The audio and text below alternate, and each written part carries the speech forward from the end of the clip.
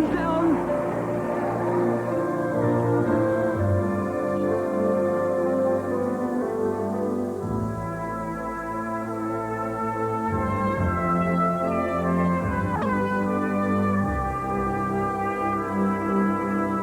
And Rutherford has been hampered, and so has Hasselfall. Rocketta has fallen, Pittsburgh has fallen, Northern has fallen, Kirkland has fallen, the Foster has fallen, there's a right pile up. Beasley has climbed over the fence and left his jockey there, and now with all this mayhem, Boynaven has gone off on his own.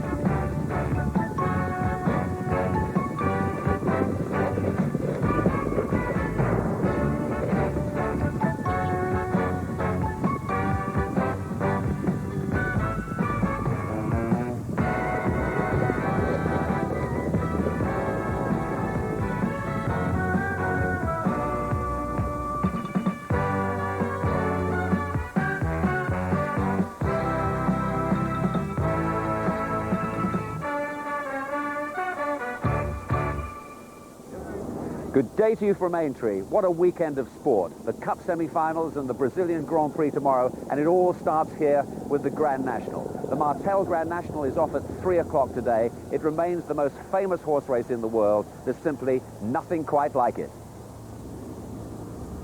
In what other race are the fences as famous as the horses and riders who've passed this extraordinary test down the years? They're part of the sporting vocabulary. Beecher's Brook, fence 6, and 22 on the second circuit. The Canal Turn, a huge adjustment needed by horse and rider as they do a quick left. They jump that twice as well. And the Chair, fence number 15, a 6-foot open ditch and 5-foot high, which produces thrilling scenes as the runners fly over, or not, as the case may be. 30 obstacles in all, 4.5 miles of excitement and drama, courage at a premium. The weather is fine here today. It was sunny. It's clouded over just a little bit, but it will remain dry. The going is good. And 60,000 people are expected here for the big race. The nation will be investing around £60 million on the National. Well, 27 runners go to post for the big race. It's the smallest field since 1960. The outsider Plastic Space Age pulled out of the race this morning. Picking a winner from 27 runners will still remain a test for all of us, I suspect, though. Now, there'll be a special tribute today to the most famous Aintree hero of all, Red Rum. 3 times the winner, twice the second. The old favourite died in the autumn and fittingly was laid to rest right here. And after the debacle of 1993, security once again is tight to make sure we can all enjoy the thrills of the 1996 Martell Grand National. Now the runners and riders and betting of the 27 runners, and the clear favourite is Rough Quest, second in the Gold Cup at 13-2. The top weight Young Hustler is 7-1, along with Son of War, the only grey horse in the race. Superior Finish, the ride of Richard Dunwoody, is 8-1. Former winner Party Politics is 9-1 with Life of the Lord.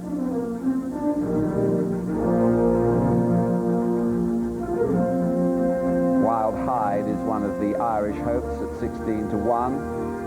Bishop's Hall fell at the first last year, but ridden by Marcus Armitage, one of the jockeys taking part who's actually won the National. Now we're getting a bit more outsider-ish.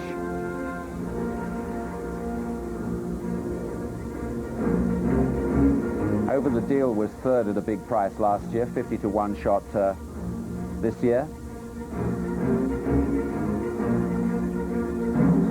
Jason Titley, who rides Behaviour, won the National on his first ride in it last year on Royal Athlete.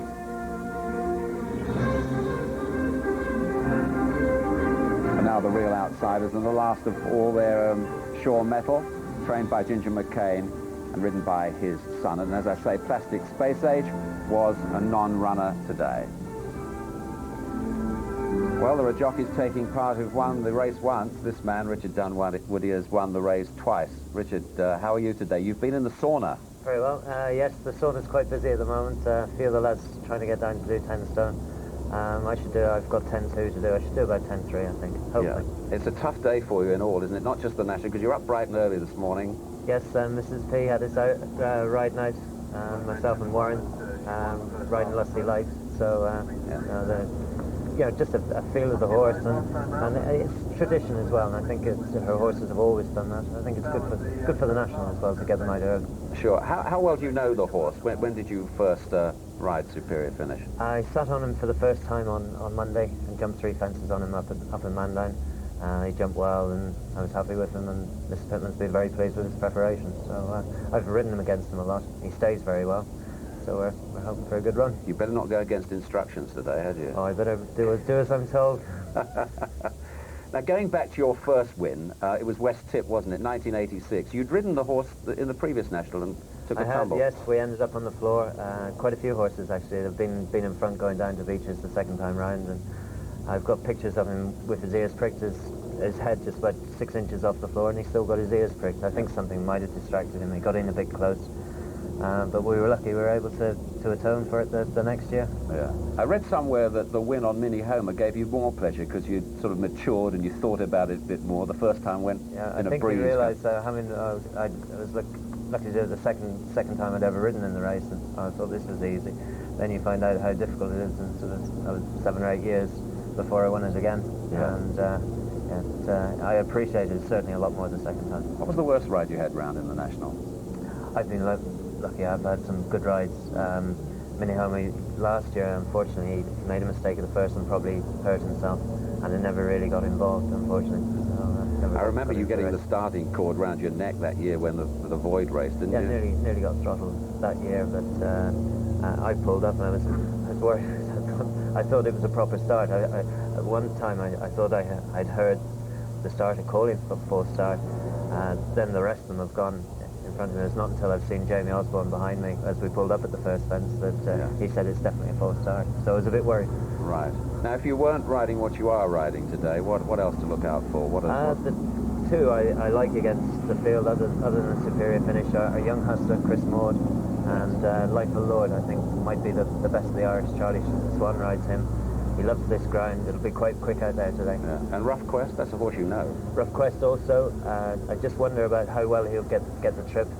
He's a very, very decent horse, and of course he's the handicap sniff after his run in the Gold Cup. Yeah. I just wonder how he might get home this 4.5 mile. Right. Now tell me something. With all your experience and 2 wins behind you and all the rest of it, what about the old nerves? What about the bottle, as they say? Yeah, it was actually just watching that starts to rev us up.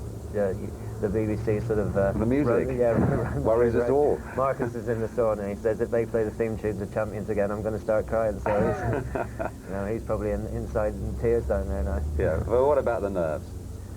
It's not until I actually watched that opening sequence that just started, a few butterflies started to go there. All right. Okay. Well, the best of luck, and of course you're busy before the National, and you've got 2 rides in the 2 previous races. A couple of good rides, Clay County in the first, and I think we'll be getting the speed up in that 2 mile handicap chase to begin with. I bet. Well, come back safely from those, because we need to see you in the big one later on. Thanks very much. Richard, thank you very much. Richard Dunwoody. Now, Richard's going to move out of the chair now. This is live television, ladies and gentlemen. We love all this, because into that chair, we're ready to meet Mr. Alan Hansen, who weighs a little bit more, 10.3. I've just been in the sauna as well, David. 10-3. Come and sit down, because it's all the best. time now. We're switching away from the Grand National just for a moment because it's time for Football Focus. But I know you're a Grand National fan, aren't you? You've been coming over the years. Yeah, when the football fixtures used to come out, the first thing we would look for would be who we were playing Grand National Day, because if we were at home, we knew we'd play early in the morning, 11 o'clock, and come here and have a great day out. Yeah, well, I remember interviewing a few of the boys. We could never find you. I think you were always in hospitality or something. You never wanted to interview me. It was always Alan Who when I played football days. Come on. It's not Alan Who now, because we're going to look ahead to the semi-finals, the Cup semi-finals tomorrow, and we're going to look back at the international matches played this week. First, that win for England.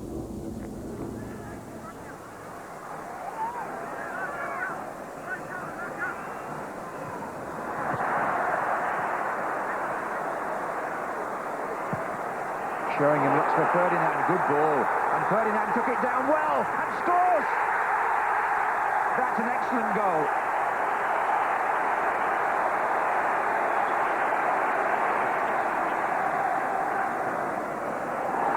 Oh, and Gascoigne made a forward run, and the goalkeeper with his feet makes an excellent save.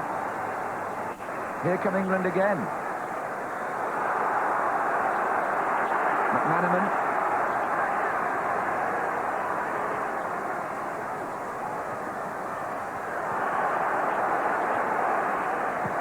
Flash of the Gascoigne magic from midfield. McManaman now playing it into Sheringham. Good save. Well struck by the Tottenham man, and Mihailov going to his left, showing why he's won 90 caps. Oh, Ince nearly got in there. They all missed it. Back in by McManaman, a chance. Hits the post. Ferdinand. How unlucky. On by Ferdinand to Sheringham. Stone is to his right. There are two going the other way. Gascoigne's one of them. Here's Ferdinand to McManaman. Gascoigne still in the centre. Ferdinand again. Oh, came off the goalkeeper. Ferdinand shot.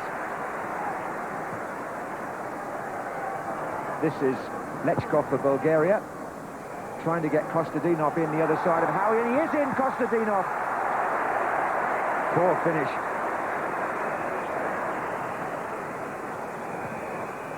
In it goes from Lechkov. Oh, and Kostadinov gets in, but no, the referee makes a gesture with his hand. It's not going to count. The Bulgarians thought they'd equalise. He's disallowed it. And that saved England some embarrassment. Use of the arm in stoppage time. Kostadinov appealing in vain. So a win for England. You were quite complimentary about that performance on Wednesday night.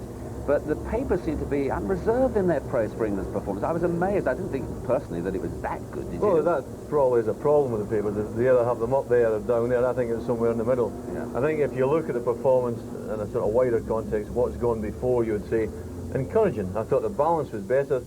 You know, we had Ince, as I said, Wednesday night in the whole position, giving Gascoigne a licence to get forward. If he loses it and it breaks down, you've always got the security there. I thought Sheringham was excellent. And in the first half, they played remarkably well. They had 4 or 5 chances, which is probably more than they've had in the previous 3 internationals.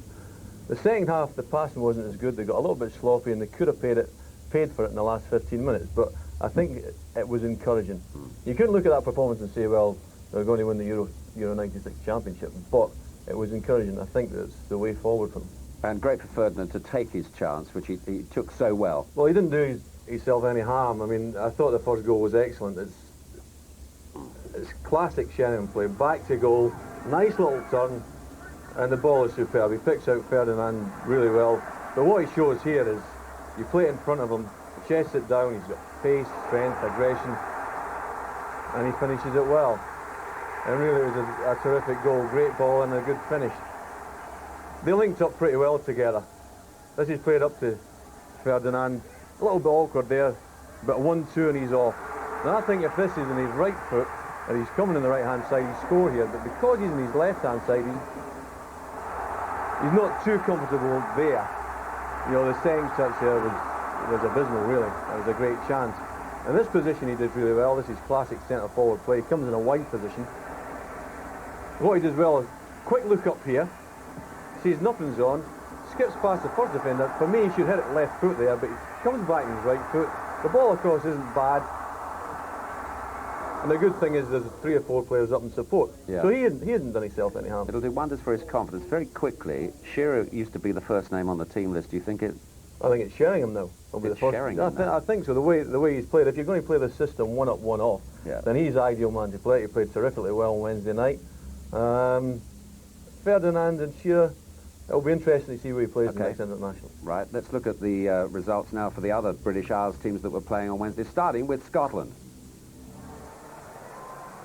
At Hampden Park on Wednesday evening, a memorable night for Rangers' Ali McCoist. He won his 50th cap and was made captain for the evening, and he marked the milestone in style. Going forward towards Viet. Run away from Corica somewhat, but he's managed to catch up with it. Oh, what a chance that was! Finbar producing an excellent start by Chinley.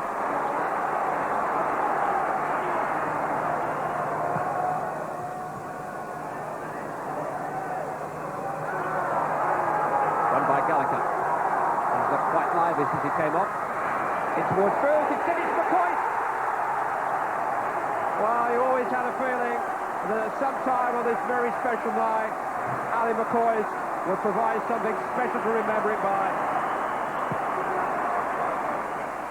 At Windsor Park in Belfast, Northern Ireland, who'd been in good form in their previous match, a 5-3 win over Austria, turned in a lacklustre performance against Norway. On by Rudy. Solskjaer. Oh, turn nicely. Is it in? It is. I think it may have been off Alan McDonald, but he'll claim it. It's not over yet. Oh, Rekdal, he can line this one up. He did. He took too much time. Rudy, it's in there. It's Austin Tad. It's 2-0. Northern Ireland beaten 2-0, and to compound their misery, West Ham's Ian Dowie was sent off for a tackle on Ronnie Johnson with 6 minutes remaining. Meanwhile, south of the border, a new era for the Republic of Ireland. After 10 years of Jack Charlton, Mick McCarthy took charge for the very first time for the match against Russia. Timbalar. It's to pick out Polivanov. McAteer made the interception. Timbalar has it. In comes Kanchelski. Laid back for Mostovoy. Mostovoy shot. Oh, that's a smashing goal. Alexander Mostovoy swoops to beat Shea Given. First corner of the half to Russia. Mostovoy. Oh, what a goal!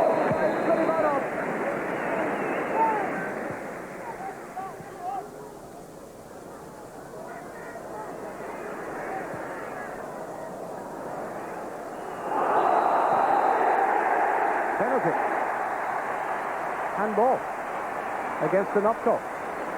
And Steve Staunton steps forward, scored in the past against Russia, but not for the penalty spot. This would be his first penalty. Oh, Chesterton saves! Fate was tempted, and the goalkeeper responded. In the closing seconds of the match, Manchester United's Roy Keane, who'd taken over as captain in the second half, was ordered off for this outrageous challenge. He became the first Republic player sent off for 4 years, although it was Keane's 4th dismissal in 12 months. He's got this temperament problem, isn't he? Well, it's 4 times in a year he's been sent off, and I don't think there's a lot of provocation there. You know, I could never condone it, but I could understand it if somebody's getting really into him tough. He's a very aggressive player himself. He's got to be able to take it and give it. I think you should look at his captain at Manchester United, who can give it out but can also take it. Yeah. Now, what about Scotland? Well, a win is a win, but I mean, the standard opposition, you'd have to question. Australia at Hampden, 1-0. Yeah, not bad, not bad. I mean, obviously it's a victory, but the big games are coming up. That'll do for the minute. Let's look at some of the action involving some of the other Euro 96 finalists who played this week, starting with Croatia, England's next opponents. Croatia, playing without several of the international stars who helped them qualify for the European Championship, made hard work of defeating Israel.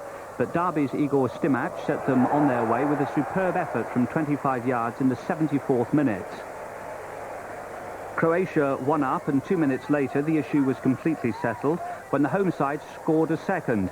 This time Goran Vlahovic, despite a slight nudge, burst through, and his clever lob was enough to elude the goalkeeper. It finished Croatia 2, Israel 0. In Vienna, Switzerland, England's first opponent in the European Championship, dominated the game against Austria. But totally against the run of play, their injury-hit side were beaten 1-0. Sloppy defending gave substitute Andy Ogris a simple chance, and he took it. And it gave Austria their first win over Switzerland for 18 years.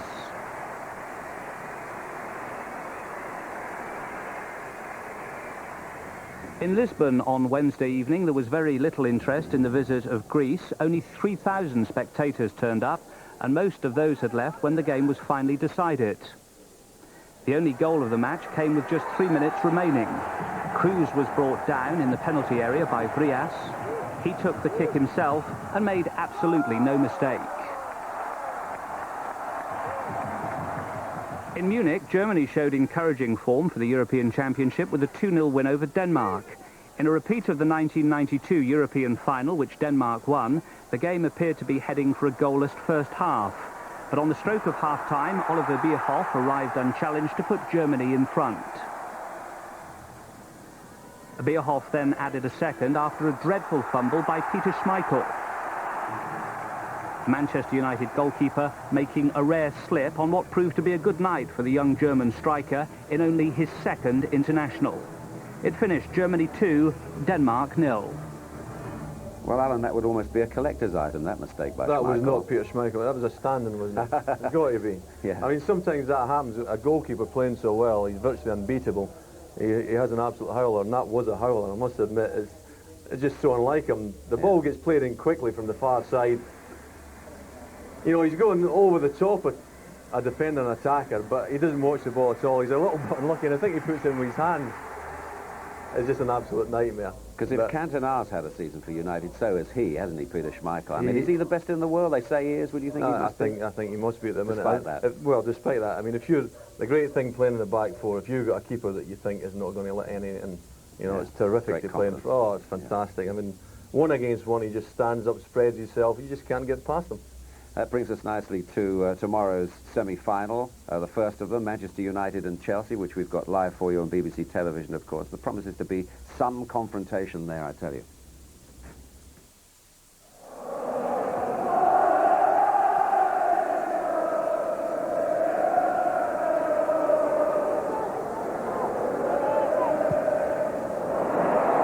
Here's Phelan. Hughes going to the middle, so is Furlong. This is Hughes! I didn't leave United just for an easy life and just to slip back into the shadows, really. I still want to be involved in the big games.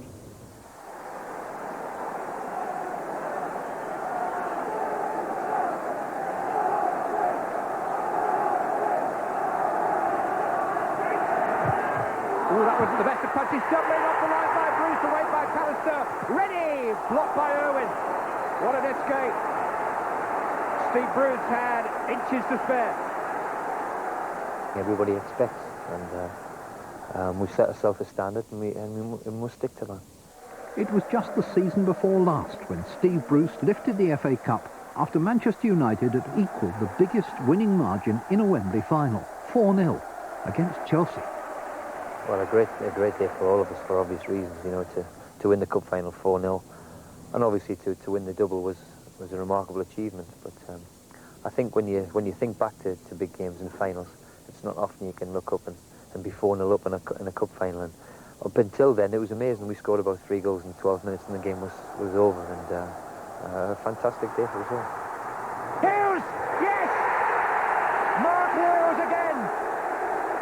The Wembley Warrior makes it 3-0. It was a little bit unfair to Chelsea, I thought, at the time, because they certainly were the better side in the first half, and I think maybe if they'd scored, perhaps it would have been a different game, but in the end we ran out easy winners. But it's a whimsical fate that toys with football destiny.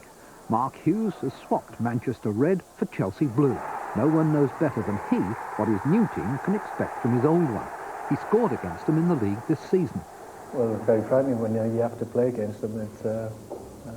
They're playing very well at the moment, which bad news for us, really, because it's coming at a time of when they're knocking the ball back around so well, and Mr. Cantona seems to be on fire at the moment, which is going to be a problem for us. But we feel we've got players that we can turn games as well, so we're hopeful we're going to bring a good performance against them. Well, we know that they're a good footballing side and they play the game the way it should be played. They try and pass the ball, they've got good movement. And then obviously they've got a few quality players who on their day can be match winners too. Obviously the Mark Hughes who played here at Hurdle, you look through them, they've got a lot of quality as well. So we know it's going to be a tough game.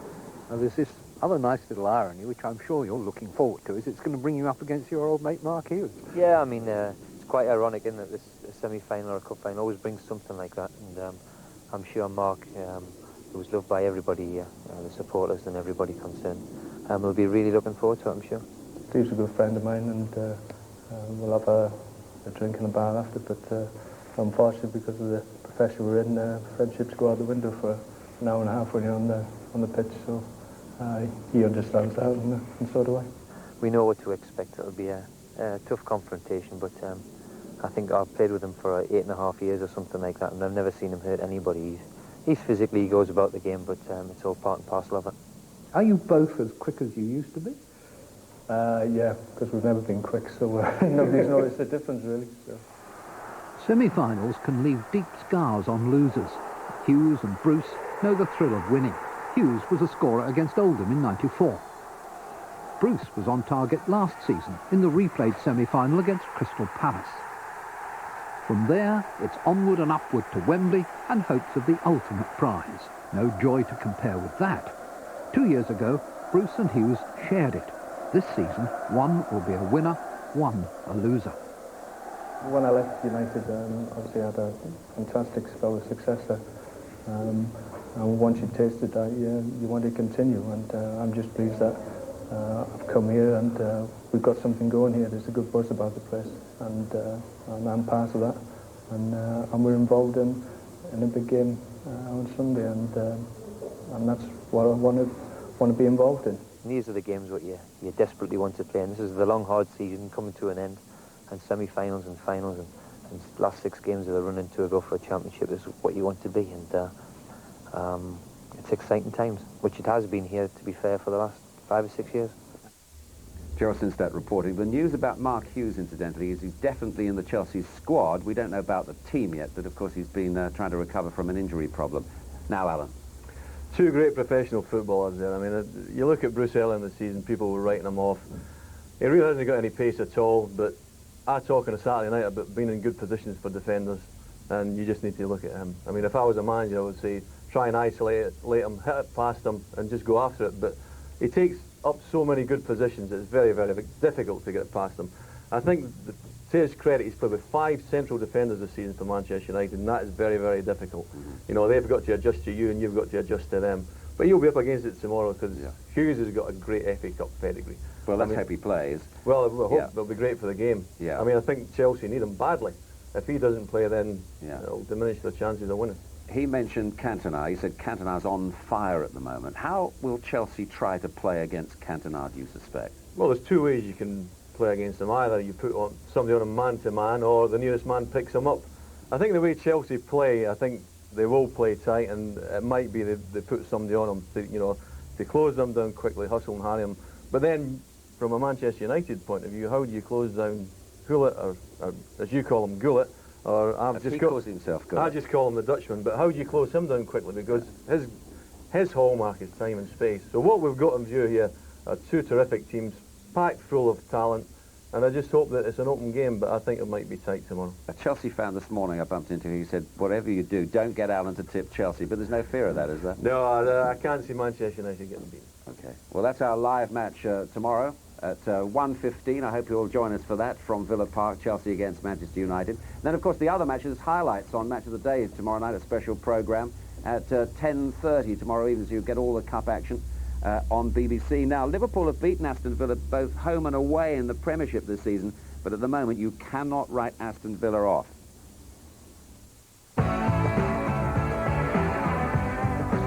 It's been an exciting season so far at Villa Park. Last year, Aston Villa were battling to avoid relegation. This year, they got off to the kind of start that's inclined to take your breath away. Dwight York, Milosevic, Draper. It's 2-0, and we've not played half an hour, and Manchester United look a team in trouble. I still maintain today, 8-9 months down the road, the first game of the season, the victory against Manchester United, is the game that's given us the belief in ourselves to be where we are today, because we played ever so well. I still think it's our best performance of the season. I still think that first 45 minutes against Manchester United was us at our best, and yet we've played well since. But I mean, that was the thing that gave us the belief that we could do well this season, and we've not looked back since then. In fact, this relatively new squad have gone from strength to strength. Last Sunday's defeat of Leeds in the Coca-Cola Cup final seems to have provided the impetus they've been looking for. Having had such a good season but with nothing to show for it. We have lost last weekend, a very tough fixture on Sunday.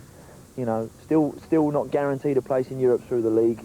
You know, there would have been a danger that the season could have perhaps fizzled out a bit for us. But all credit to the lads. You know, they won last week, and now we're really up for this one again on Sunday. To be honest, you know, even after we'd won the game, when we went in the dressing room, even then, before, I mean, I know they were celebrating, I know they'd gone round the pitch, for example, but they came in and they were starting to say straight away, oh, can't wait for next Sunday.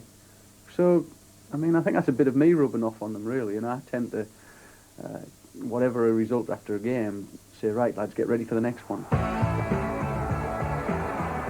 Well, the next one in this case just happens to be Liverpool. Stan Collingwood's goal at Villa Park was simply a taste of what was to come at Anfield a few weeks later, where Steve McManaman and Robbie Fowler were in electrifying form.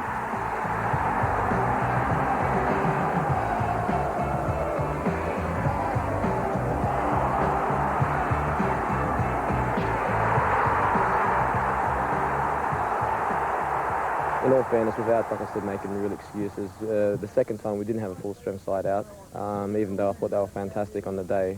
The first time I thought, for the first hour, we kept them, we were quite on a par with them. Unfortunately, I let the goal in from Collymore, and it turned the game right around. And I think Liverpool are a side, if they do get ahead, with the superb quality they've got throughout the whole side, they can keep the ball for so long, and they can make it very difficult for you.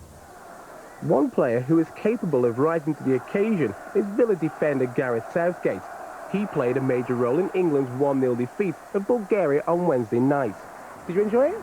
Yes, immensely. I mean, it's something which will live with me forever, hearing the national anthem played and walking out wearing the shirt. You know, I'm a very patriotic person, and, you know, I mean, my granddad died a couple of years ago, but I know he would be particularly proud of that moment. But it was an occasion I enjoyed, and it was an experience that I enjoyed because I learned an awful lot. And people have said that perhaps Bulgaria didn't come and give it their best shot, but, you know, for myself, it's something that will live with me forever. Now, you've played in Cup semi-finals before, lost a couple last year when you were playing for Crystal Palace. This weekend, you face Liverpool. Are Villa capable of providing the kind of performance that they provided against Leeds in the Coca-Cola Cup final? Well, I think we are. I think it's important that we do as well. I think that as a side and as a club, we want to prove that this isn't just a flash in the pan. We've had a very good season, and we wanted a trophy to establish that fact, if you like. But it's important that we don't start saying, well, we've got a trophy, we've qualified for Europe, that's enough. Because I think if you look at the great sides over the years, which I feel we can become over the next few years, they've gone on and they've carried on wanting to win things. And Sunday, in that respect, is a very important game for us. Last weekend was such a confidence booster for us all. We can go into this game, I think, a bit more relaxed and just have a go at Liverpool. I think both teams have a very healthy respect for each other. I think a lot of people will look upon it and say, yeah, Liverpool are possibly favourites. They've beaten the Villa twice. I think the Liverpool players and the Liverpool management will know they've got a very tough game, as we do.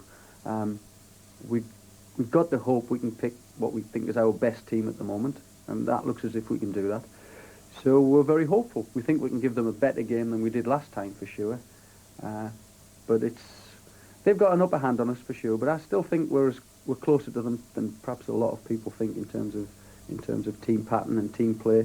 We believe we're very close to them. Garth Crooks reporting there. I think your old club could be in trouble. You would say that. I honestly think Villa are the team of the season when you consider where they were at the end of last season, nearly in, you know, in the Aintree First Division. This season they've already won the Coca-Cola Cup. They are very sound defensively, great going forward.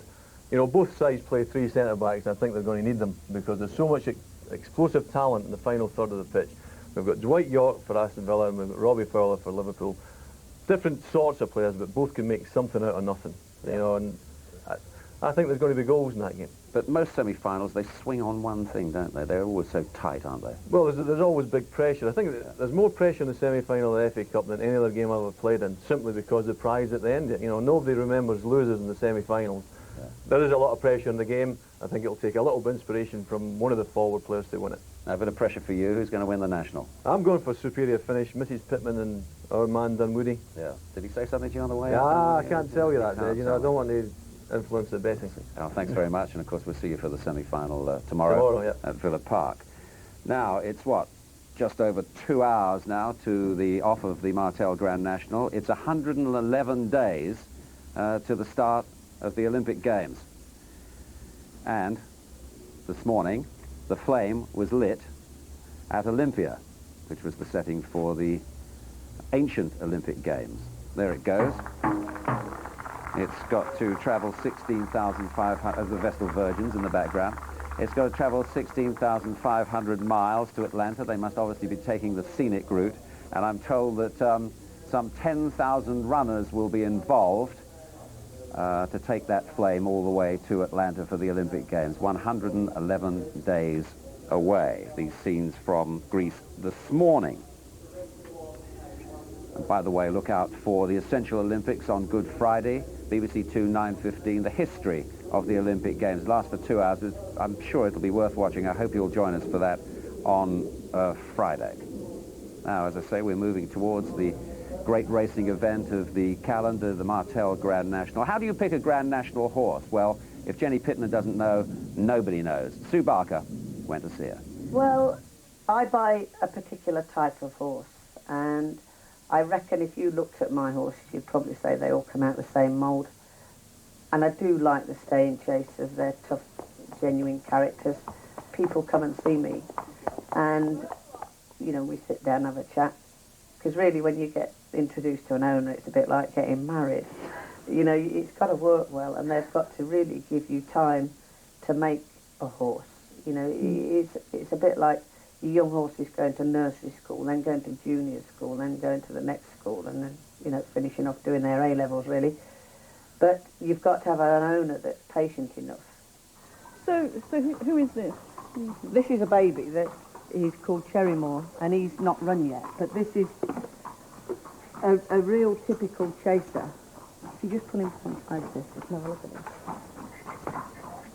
And although he's quite a tall horse, he's not leggy, he's not long from there to there. And he's got great big forearms. Ooh, big boy. Ooh, big fella. He's got a big, powerful quarters, and he's got a thigh on him. He looks like a big steer. There's another horse, very similar. Do you want to bring that Ever Blessed over? Now, this is another lovely horse. He won his first race at Ascot. And that is another horse that's a typical chaser. While he's quite a big horse, he's not leggy. There's not an awful lot of light through his body. And he's not long through his body. He's got a good, powerful backside. And if you look at this horse, his hind leg, if you look at the strength in his hind leg, where all his jumping comes from, when he goes chasing. Yeah. Ooh. Can you see the power there? Yeah. Can you feel the power? This horse is the same age as the other two, but he's a bit like a China cup, ain't ya? See? And you can see the difference in him. Just flip over a minute. I mean, he's a nice little model, but little being the operative word. And you can't really see him jumping around Liverpool. You see, the trouble with them is, when they're small like this, on good ground, they can manage to do the job. But when the ground gets softer and they have to jump that extra inch because the ground's softer and they're going in that far, they really do begin to struggle. I'm a bit jumpy, aren't you? Because I won at Cheltenham, see? You see those sparkling eyes, don't you? They're the best diamonds you'll ever see anywhere. 1983, obviously a special year, winner of the National, the first woman to train a national winner. I mean, there you really successfully gate-crashed the sort of male-dominated sport, hadn't you then? Well, I don't know about gate-crashing. I sort of walked in, really, at an uninvited party, perhaps. They all seemed to be having quite a good time, these fellas, and, you know, I just sort of strolled in and they thought, who's she? And it's Corbière, trained by Jenny Pittman, in the lead. Corbière from Greasepaint putting in a tremendous run for Ireland, ridden by Mr. Colin Magnier. It's Greasepaint on the near side, beginning to get up as they race towards the line. It's Corbière from Greasepaint, but Corbière's won it. Corbière's the winner from Greasepaint. You talk about how fulfilling that was in 83. 93, totally different. Was it a disappointment, or were you still thrilled with the performance of Beecherness? No, I wasn't thrilled on the day. I was just devastated. I mean, totally devastated. You think about your horses, really, and you think of all the things that can go wrong. I'm very careful with my saddlery, you know, the bridle, the girth, the surcingle, all the kit that you use. You're very careful with your horses, with the security, the lads, the feed stuffs all have to go. And of all the permutations that you have nightmares about leading up to the race, that ain't ever been one of them. The disappointment of 93 was remedied in last year, Royal Athlete.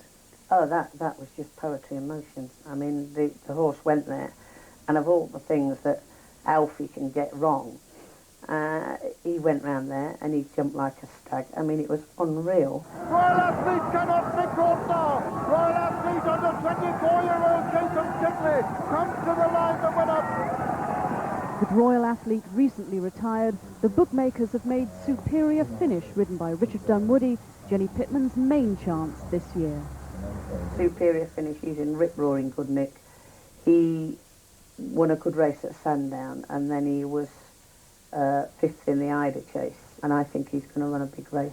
He's in real good order, so fingers crossed. And of course, Jenny will be joining us live on the show a little bit later on. Now, we're asking all our racing experts today who they think is going to win the National. First in the hot seat is Julian Wilson. What do you reckon, Julian? Des, I think there's going to be plenty of finishes this year.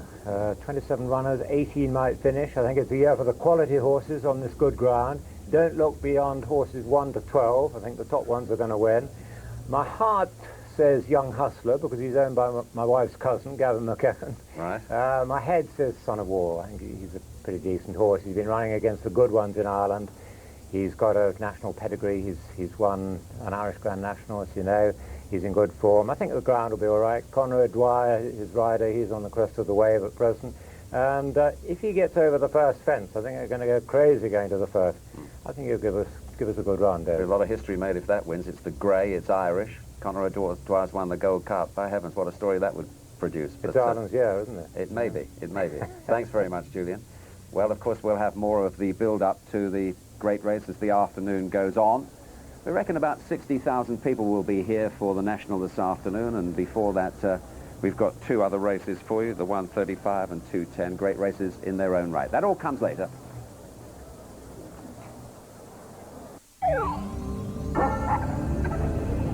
Saturday night on BBC One. At 5:45, Jim is snookered in Big Break. And at 6:15, a devious experiment turns Lois into Ultra Woman. Did you have to tear the whole door off? Who is your insurance company? At 7, Noel is live from Crinkley Bottom and celebrating his 100th ever house party. And in the National Lottery Live at 7:50, it could be you celebrating with the winning numbers. Then at 8:05, a wedding, a funeral and a disappearance. I want to know what happened to the woman you passed off as your daughter. Mystery at the Manor in DL and Pascoe. Then at 10. It's time to lie back on your sofa and indulge in a bit of total and utter relief. And with more action in Match of the Day at 10:30, celebrate this Saturday night on BBC One. The lunchtime news now on BBC One with Moira Stewart.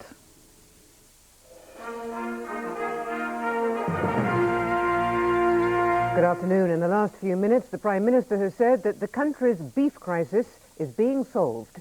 Speaking to Conservative Party activists in Harrogate, he accused opposition parties of scaremongering and worsening the problem. Labour said the government's failure to act had caused the crisis, and the Liberal Democrats have demanded immediate help for farmers. Fresh from the Turin summit, where a compensation deal was agreed on the beef crisis, John Major deployed his strongest language yet in placing the blame for what he called the collective hysteria on the opposition. This is not a party political matter, which is why I found our opponent's behaviour last week quite appalling. But the main part of his speech was aimed at gaining political benefit from the economic recovery. An increase in prosperity, he said, would lead to another election win. Never mind the opinion polls. Bucking the trend has been the story of my life, and we'll do it yet again. The Prime Minister, who's still speaking, is expected to give provisional details of an insurance scheme to protect the assets of the elderly who need to pay for nursery care. There's also a pledge to take further action against social security fraud. Steve Richards, BBC News, Harrogate. A 49-year-old man from Northern Ireland has appeared before a special magistrates court in York in connection with an IRA bomb attack 22 years ago. Peter McMullen was returned to Britain from the United States yesterday after a long fight against extradition. Heavily armed police marksmen were posted around the York police station for today's special hearing, a hearing held in the tiny one-time reception area to which the defendant was brought from the nearby police cells where he'd been held overnight. Peter McMullen is charged with causing explosions at Claro Barracks near Ripon in March 1974. A NAFI manageress was slightly injured. Peter McMullen walked into the tiny courtroom leaning heavily on a stout walking stick. He spoke briefly to confirm his name and date of birth and to say he understood the charges against him. He was remanded here until next Thursday, but told that he need not appear in court until April the 25th. Meantime, McMullen was driven away to be held in a prison cell until his next appearance. Mike Mackay, BBC News, York. At least 20 members of a separatist group have been killed in a gun battle with police in Indian-administered Kashmir. The shootout took place near a holy shrine in Srinagar, where many of the militants had been under siege earlier this week. Scuffles have broken out in Hong Kong as crowds of people queued for British overseas passports before the deadline runs out tomorrow night. Nearly 20,000 people are waiting to apply for the passports. Fights were sparked off by accusations of queue jumping. The Olympic flame has begun its journey from southern Greece to this year's Games in Atlanta. The torch was lit by the sun's rays at a ceremony in ancient Olympia, where the Games began over 2,000 years ago. Minister Forrest, President Zickas. The 100th anniversary of the modern games began with calls for a rebirth of the values of freedom, justice, peace, brotherhood, and for warring parties to declare a truce for the duration of the Olympics. An actress dressed like an ancient Greek priestess exhorted the god Apollo to ignite what was called the light of hope. And within seconds there was light. It was a poignant moment for Greece. Athens had hoped to stage these historic Olympics, but it ended up being the bridesmaid instead of the bride, as the International Olympic Committee chose Atlanta. And as the flame began its 4-month-long relay to the July Games, the High Priestess called on Apollo to bless Atlanta. That's it. There's more from the newsroom at 5:30.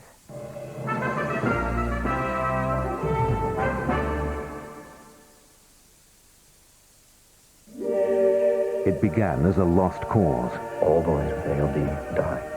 Its progress is relentless. And there are no exceptions.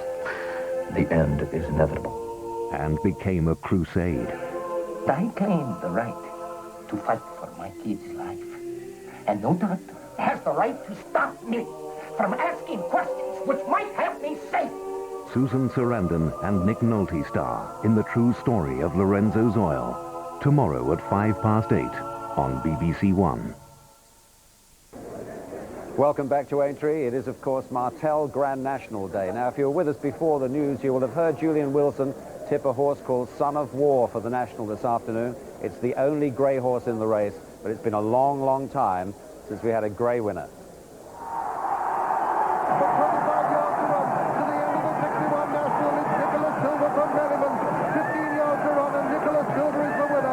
Greys are the most striking and popular of racehorses, yet in the National's 150-year history, only 3 have triumphed. Where is the next one coming from? Perhaps Clane, just south of Dublin, where Peter McCreary trains Son of War. The quietly spoken, gentle horse handler has a national pedigree. His grandfather, Tom Taft, trained the 1958 winner, Mr. Watt, and Son of War's ability has stood out from the start. The first time he ran over fences, he was always, you know, a great jumper and a great stayer. And when we bought him, shortly after we bought him, Michael Corbett said to me, "You'll win a Grand National with him." We kind of laughed at the time, but as time went on, we're getting near what he actually has had said, you know. A genuine horse in gallops and on the racecourse, there's nothing Son of War loves more than daily freedom with a companion after working. He's a show-off, like really, he, you know, when he plays to the cameras, he knows, like, he can bring him to the race, if he switches on immediately, he knows where he is, he's up on his toes, you know, have a look at me. He'd be a good character, yeah. And when we saw him working, he's relatively laid back. I mean, would he be a hard rider? Very, very laid back, always, yeah. You have to keep after him, you know, but once he gets up into his own rhythm and that, he'll keep going, keep battling away.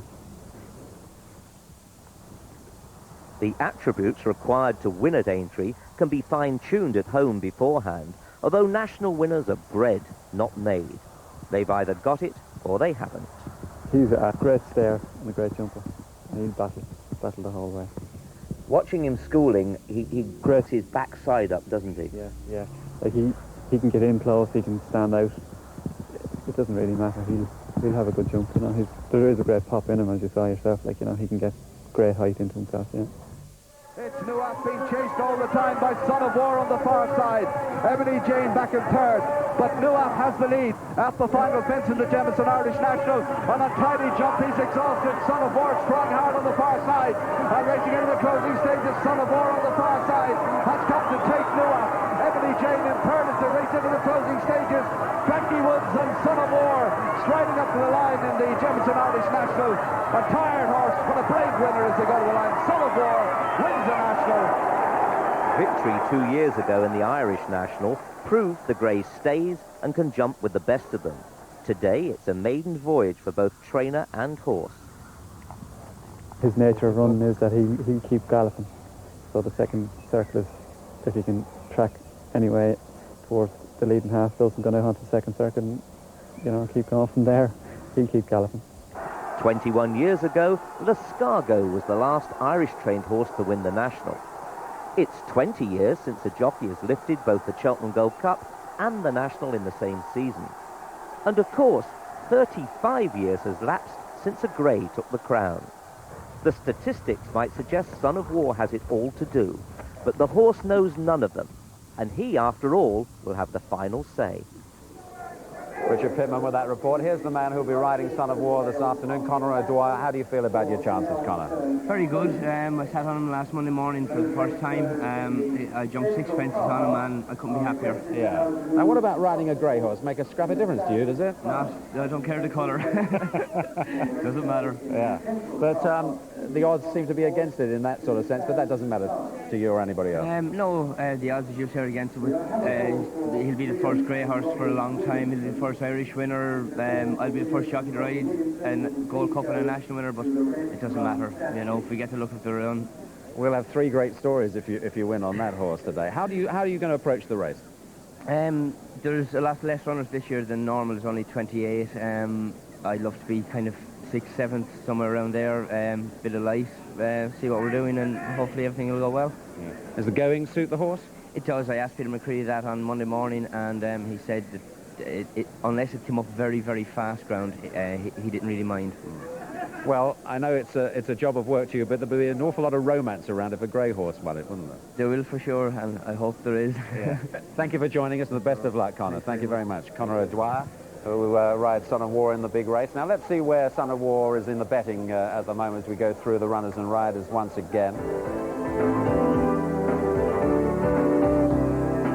Well, Rough Quest is the out-and-out favourite at 6-1 at the moment, second in the Gold Cup, of course.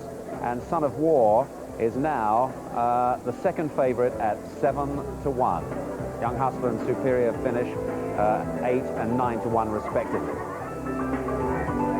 Party Politics, of course, is the former winner in the field today with Carl Llewellyn, who won the National on him in '92.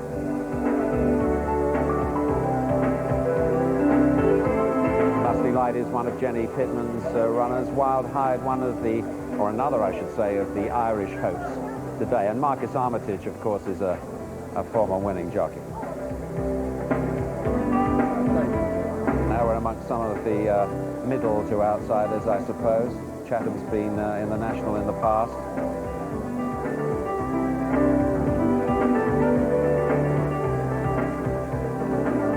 Some of the 50-1 shots.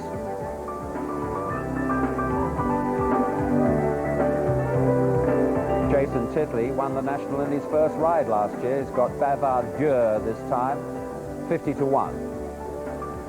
And a jockey change on Riverside Boy. David Walsh comes in for Rodney Farrant, who fell yesterday and couldn't ride today. Now we're into the realms of fantasy. That's Ginger McCain's son riding Shore Metal, which Ginger trains. Plastic Space Age pulled out this morning, so we have 27 runners left. Well, there are 4 winning jockeys taking part in the Grand National this afternoon, but only one horse, of course, has won the National before.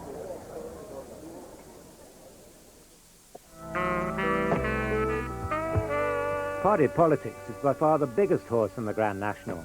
He stands 18 hands, that's 6 foot tall. The reason his racecourse appearances are periodic is that he's got thin, sensitive feet, and also a breathing infirmity. For the past 3 seasons, he's been fitted with a tube in his throat. He's the only horse in today's race who's won it before. They're racing towards the elbow, and Romany King is putting in a tremendous challenge. It's Party Politics from Romany King. Laura's Bow coming to challenge Stockton's Express for third. Racing towards the line of the giant. Party Politics from Romany King. Laura's Bow has pulled into third and racing up to the line. And Party Politics is going to win the 1992 Grand National. That was 4 years ago. The last horse to win a second National after a 3-year gap was Peter Simple, back in 1853. Here now's Carl Llewellyn, who's got the ride on Party Politics again this afternoon. How do you feel about your chances this year? Very happy. Ground's come right, very important for him. I'm really... the preparation wasn't quite right, you know. We had a bit of frost, which put him off a little bit. Yeah. But the last 2 Saturdays, he's done some great bits of work. Yeah. And I couldn't be happier. Of course, he won as an 8-year-old, didn't he? He did, yeah. But 12-year-olds have won it, didn't they? Oh, plenty of times. Not many miles on the clock, so I'm very confident. Yeah. Now, what about the this tube business? I know the people who don't follow racing very much, they seem to be, I've heard people say they're a little bit disturbed about this tubing in the throat that he has. Well, for him, he was never happier than when he's had it. You know, before he used to struggle with his wind and he used to make a noise. But now, since he's had that, he's much happier. It's much easier for him. He can get a lot more air into his lungs, which is very important. And no discomfort for the animal? No, not at all. Yeah. I heard you say on Sports Night on Wednesday that it was, as a boy, it was your life's ambition to do something in the Grand National. You've already done it, but it'd be nice to do it twice. Well, yeah, once you realise how good it is to do it once, you're more keen to do it again. Yeah. And what about, I mean, I asked Richard Dunwoody, I think he more or less avoided the question in a sense, but when you've done it so often and you're at the top of your trade as you are, what about the tension and nerves going into the big races? Is it any different from other top races, or? Yeah, it is. Yeah. I thought it would be. Big difference. This is the one race that really gets everyone wound up. Yeah. It's a big change in there at the moment. Is there? Yeah. Do any of the boys, I mean, do they really show their nerves, or is it all joking and covering up? And... Well, the ones who are joking are covering it up, I think. Yeah. But no, they do different things for this race than they do for any other race, you know. Right. And people change in there for this race. Yeah. Somebody told me once that the noisy ones go quiet and the quiet ones get noisy. Yeah, that's pretty true. And what about you? I'm not noisy or quiet, I just tick along. You just tick along? Yeah. Well, have a great ride, Carl, and thank you very much indeed for coming to talk. Just because you're busy, you're in the first race. So you go, right, what have you got in the... At a Kinsman. Right, okay. Yeah. Come back safe, have a safe ride, and we'll see you in the National thank you. Later on. Thank you very much. That's Carl Llewellyn, who rides Party Politics, of course, this afternoon. Now, you might think that Grand National jockeys sort of put themselves in a bowl of cotton wool before the National, protect themselves before the big race. It's such an important occasion. Well, nothing could be further from the truth. We gave Chris Maud one of our cameras and followed him through the last week or so. Hello there, I'm Chris. I believe you're going to be spending the week with myself and Young Hustler leading up to Aintree. Well, it all started on Saturday at Newbury. Come on, jockeys, please. It might have been 7 days to the hour before the big race, but to be honest, with 4 rides and 1 Steward's Enquiry to get through, I wasn't really thinking that far ahead.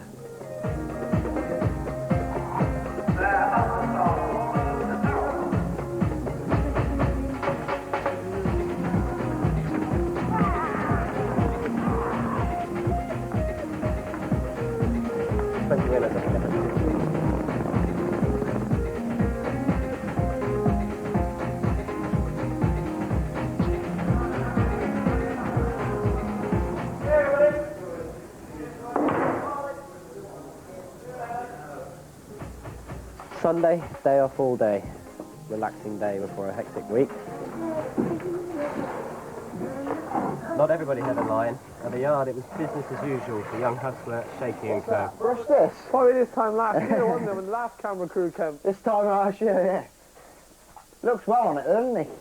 Because I do with fear. He's on very good form. That run in the Gold Cup's just put him right, you know, he's needed it. I know it's funny to say a big race like that put him right, but, you know, he has needed it. I think he'll be spot on for the National, eh?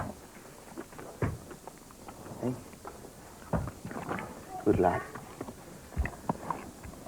You're not camera shy, anyway. Monday, in the yard all day, busy day.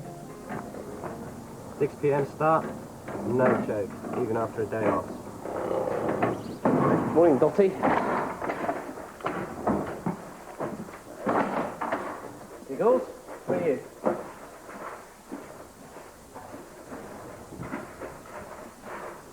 Right, that's it. Everybody paid for the morning. Move on now.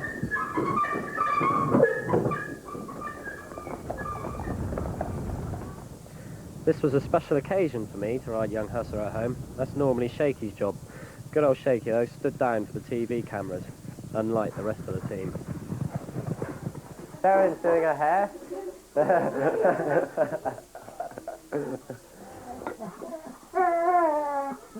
You really pleased to see me? Hello? Hello? Hi, Mum. How are you? Okay, yeah, good. Okay, well, I have not spoken to Dale. I've just got to get this weekend out of the way. Okay, Mum. Well, I'll speak to you Friday night anyway. I'll be really shaking in my boots then. So. Okay, well, Dolly sends her love. Yeah. Okay, speak to you Friday. Bye, Mum. Is supper ready yet? I've actually burnt the sausages, believe it or not. You can take all those upstairs. 2 loose ones.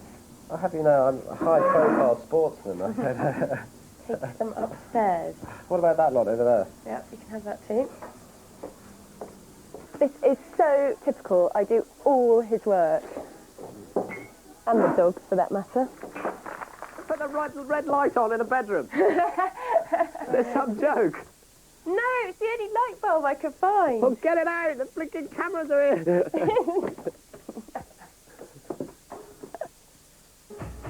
Tuesday I shall be in the yard, and in the evening I've got to go and do a talk in Birmingham with Neil Doughty. Right, ladies and gentlemen, welcome to the Surrey Park Tavern on our Grand National preview night. It was the first Grand National ride, and not one that lasted very long, I believe. No, we fell at the first, but there was plenty of us. Well, I was in good company. There were 7 of us. You're going well at the time. Yeah, I think in the papers they have sort of post-race comments every say, well, I got tired over the last mile. I think I said, brilliant, best 200 yards of my season. Wednesday I must remember to take my car to the garage, service, pack in the evening for Liverpool. Radiator's gone on the car. I think he's got every chance, and he's got as good a chance as any other of the favourites, that's for sure. He's carried the weight round there before, and he's jumped round there before. We sorted out now. Oh, I see. What are you saying, Like a cage to keep my dogs from getting in the front of the car. Brilliant. What more could you want? Whoa! I was wondering. I was just wondering when the top running of an international yard where the fitting of a dog cage. They're guard dogs. That would be sitting outside Young Hustler's box from now till Saturday. Like, check everything's alright so you can follow me around if you want. Don't trip over the hay.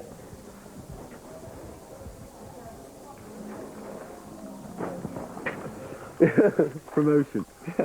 Yeah, I'm riding the favourite. Hey, did those people come today? I'm riding the favourite for the 1996 Grand National. For the Jockey 2 new ones. Anywhere where I should go, or... Yeah, the hardest bit will be getting out the gate, won't it? Yeah. It's getting out the gate's important, and getting over beaches. Yeah. I wouldn't worry about going too near the inner at beaches, to me. And then when you jump beaches, then you can start to think about getting across, if you can, to get Canal Turn right, and then you can go down where you want from then on. I'll leave you to your reading. Thank you very much. What page did you... Your high-profile trailer, yeah? Which was the good page that you wanted? I think the bit you want is the numbskulls. Oh yes, I know. That's the Tristan Davis stable lad. Minnie the Mink. She was at the pub last night. Right. See you then, everybody. See you in the morning. See you in the morning. You behave yourself, Lizzie. I always do. Thursday we'll leave at 10 o'clock. Head for Aintree, where we shall spend the next 2 days. Let's go. While Shaky and Young Hustler focus on the Grand National, I've got racing on Thursday and Friday to concentrate on. Then I can begin to think about Saturday. Marvellous. Another great feeling. I've had another good run over the Grand National fences. Back home safe and sound. Friday, I've only got one ride, and I'm on duty for the BBC later on. If I get this wrong, can we do it again? This is for Maudie, look. To Mr. Maud, good luck on mooning. Don't fall off. Lots of love, Sam. Very good, Sam. They like all those, aren't they, Sam? Put the red light on in the bedroom. There's some joke. No, it's the only light bulb I could find. Oh, get it out. The freaking cameras are here.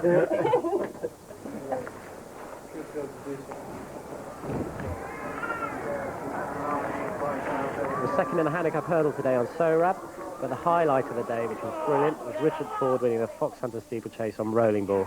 He's a great buddy of mine, and I'm best man at his wedding, surely, and we shall have one hell of a party to celebrate. Friday before the Grand National, unusual preparation. It's now time for me to go and moor the course, so I'm off. And don't forget, Young Hustler will be here 10 o'clock tomorrow morning.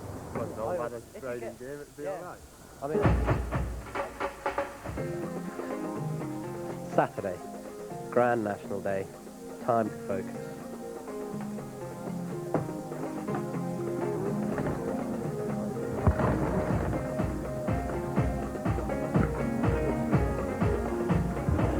All right, yeah, listen there. We're back in 10 minutes.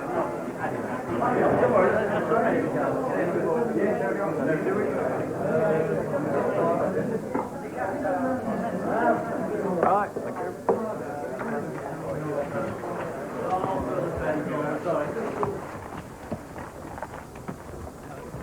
Good lad, eh?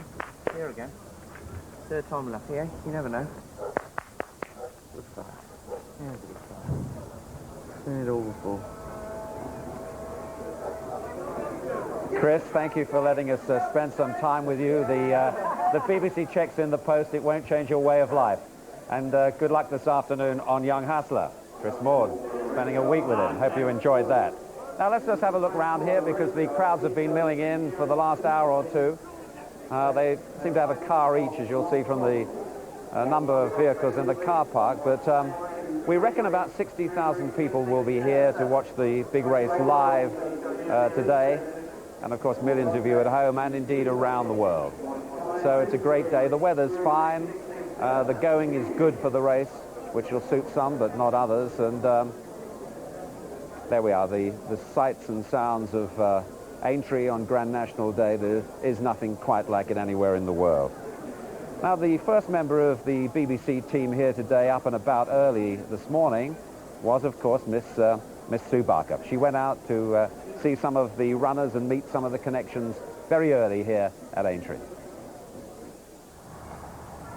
A frosty welcome for the national horses on the gallops early this morning as some of the leading fancies went through their final workout.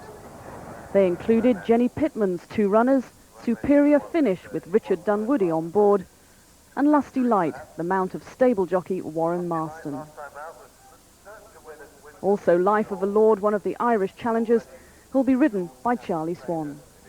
So you haven't got a runner today, but who do you fancy in the big race? Well, as I say, I'm hoping that my protégé Tony McCroy has a great ride on Deep Bramble, and it's certainly got a form book chance, although I know they think the ground will have come a bit lively for it, and with the ground coming lively, my own fancy is Bishop's Hall. This is Greenhill Raffles. Greenhill Raffles, he was bought a Doncaster last Monday. We've only had him a couple of days. I only actually met him yesterday. And you're in charge of him today? Yes, I am, yeah. I don't know, he should be good. What's the first impressions, though, of him? He's nice, he obviously went for a canter yesterday and he looked brilliant. He's a lovely horse, so we're hoping it's the first one for Lucinda anyway. So what's the impressions of the course out there today? I've never seen the track in a good condition. Nice bit of grass and the ground is very good. So, and the sun is shining. And what about Three Brownies? Three Brownies, he'll give Paul a great ride. He jumps well, he stays well. He loved the ground. Be one of the few that will love the ground. So a bit lucky. He won't finish last, anyway. But who do you fancy as a winner? I'd go for Party Politics. He's been around here a couple of times and he's been knocking on the door, so I think it's probably his turn. Bavadur the Chestnut, with Linda that does it, and then Party Politics is the other one behind the big one. Yeah. How big is he? 18 hands. That's massive. Yeah. He is big. and they're not going on the gallops? No, we never, we always lead him around here every year. We never take him down there. Because he gets a bit wound up, Party Politics, so he's better up here, nice and quiet. Is that his sort of personality, or is that just race days? No, he's always been the same. He's always sweats a bit, gets himself a bit worked up, does him good. Wonderful. And what about the personality of the other horse? He's a lovely old horse, nice and quiet, no problem. He's a lovely ride, and he wants this ground too. I think he'll run well. That was Sue up and about early this morning here at Aintree. Now let's continue to get our experts' opinion on what might win the big race this afternoon, and we'll turn to Richard Pittman for precisely that. Richard. Yes, thanks, Des. Well, as much as I don't often disagree with Julian Wilson, I'm going for Son of War. I think I've read about that one in his fancies. I love the grey, he jumps and he stays, and this is the year for all those statistics to be thrown into the hat. If you want an outsider, though, I think that the best of the good horses we've forgotten about is Captain Dibble, number 10. He's won a Scottish National, you know, but he's just been on the sidelines for a bit. We've forgotten him. He is the big outsider for today. But the grey, Son of War, will win. Thank you, Richard. I hope we're not all putting the mockers on Son of War. Everybody seems to be going for that one at the moment. Now, before Peter O'Sullivan gives you the runners and riders for the Martell Aintree Chase, Peter, I wonder if you've got any thoughts on the big one later. Well, I hope not to be placing an intolerable burden on the grey, but I share the opinion of Julian and Richard, and my tenuous selection is Son of War to become the first Irish train for 21 years, the first grey for 35 years. He's got all the attributes. He's won a Jamison Irish National, and I think whatever happens, he'll give a good account of himself. Okay, Peter, thank you very much indeed. Now let's have the runners and riders for the first race, the Martell Aintree Chase. Right, number 1 is Belvederian, ridden by Son of War's rider, Conor O'Dwyer. And, of course, I'm looking at the second race, so we'll start that again. Number 1 is Nakir, ridden by Mick Fitzgerald, and he rides Rough Quest in the big one. 2 is Kibrit, ridden by Tony McCoy, the Ritz Club leading rider of the meeting. He rides Deep Bramble in the big one. 3 is Clay County, one of 4 usual front runners in the race, so the pace is going to be swift. Ridden by Richard Dunwoody, who rides Superior Finish in the big one. 4 is Uncle Ernie, Mark Dwyer. 5 is Easthorpe, another front runner like Clay County, ridden by Jason Titley, who's got a 100% record in the National so far and rides Bavardier. 6 is Val Finet, ridden by Charlie Swan, who rides Life of the Lord. 7 is Arctic Kinsman, another frequent front runner, ridden by Carl Llewellyn, Party Politics' rider. 8 is Time Won't Wait, ridden by Jamie Railton. 9 is Spree Cross, often a front runner, ridden by Graham Bradley. And 10 is Political Tar, ridden by Tim Reed. Wide open betting here with joint favourites Val Finet and Clay County at 5-1. Then they go 6-1 Kibrit, Easthorpe, and Arctic Kinsman, who's down from 7-1. Uncle Ernie's 7 from 11-2. A little bit of money for Time Won't Wait, 9 from 10. Then it's 12-1 Spree Cross, 14 Nakir, and 50-1 the outsider, Political Tower. Now, doesn't that show you just what an open race it is, with 5-1 the favourite and no end of them only a point behind? Easthorpe is one that will go very close. He's number 5. Jason Titley on board there for Henrietta Knight. Well, he had a super sequence of wins, and that came to an end at the Cheltenham Festival behind Kibrit, but he did not disgrace himself. He's a bold front runner, which is the clue to this race. There are so many front runners. It is going to be a mad, hectic gallop, and this is the fastest course in the country. But this is a good horse, trained by someone in form, Henrietta Knight. That's Easthorpe, 6-1 from 11-2. Yes, he does look well, doesn't he, Richard? Henrietta told me he takes his racing really well. That's why she can run him so regularly. Henrietta's not the type of trainer that sort of really gets to the bottom of her horses. I'm being in a hard sense. I mean, she obviously gets them very fit, but you know, she gives them plenty of time. There's number 3, Clay County, another one that's going to be right up there. I had a ride on him one day around Sandown, and probably the worst race he ran in his life that day, but he's a really exciting prospect. He's now trained by Mickey Hammond, who had a winner here yesterday. His horses are in great form. Got the great Richard Dunwoody on him, and sure to go very close. He was second in this race last year. I thought he was cheap. They bought him for about 20 grand, you know, and he's a good, you know, top-class 2-miler. He's turned out that way, isn't he? I mean, when I look at it, I curse myself for not buying him for us now. But there are plenty of others, though. But this horse now is 9-2 favourite from 5-1. He's a clear favourite now. Clay County, Richard Dunwoody still looking for a prize. Well, there in the yellow is Kibrit, Tony McCoy. Skew, this is a horse that, of course, it was no surprise really when he won at Cheltenham, was it? No, another horse that's sort of kept his form up for changing stables. He's with Philip Hobbs now, owned by a very loyal man or part owner in Terry Warner, who's had a lot of horses in training. Remember Warner for Leisure, and usually names them like that, but he's a very shrewd owner, and he gets on very well with a very shrewd trainer in Philip Hobbs. And this horse won at the Cheltenham Festival and has the assistance of Tony McCoy. There's Valfinet, the mount of Charlie Swan, who's replacing the unfortunate David Bridgewater, who's only ridden this horse once, and the horse ran badly. I think it's quite hard on David. The horse didn't run and jump that day, but he came back wrong. He is a very, very good horse. I remember winning on him many times over hurdles. He's another front runner, and he's a...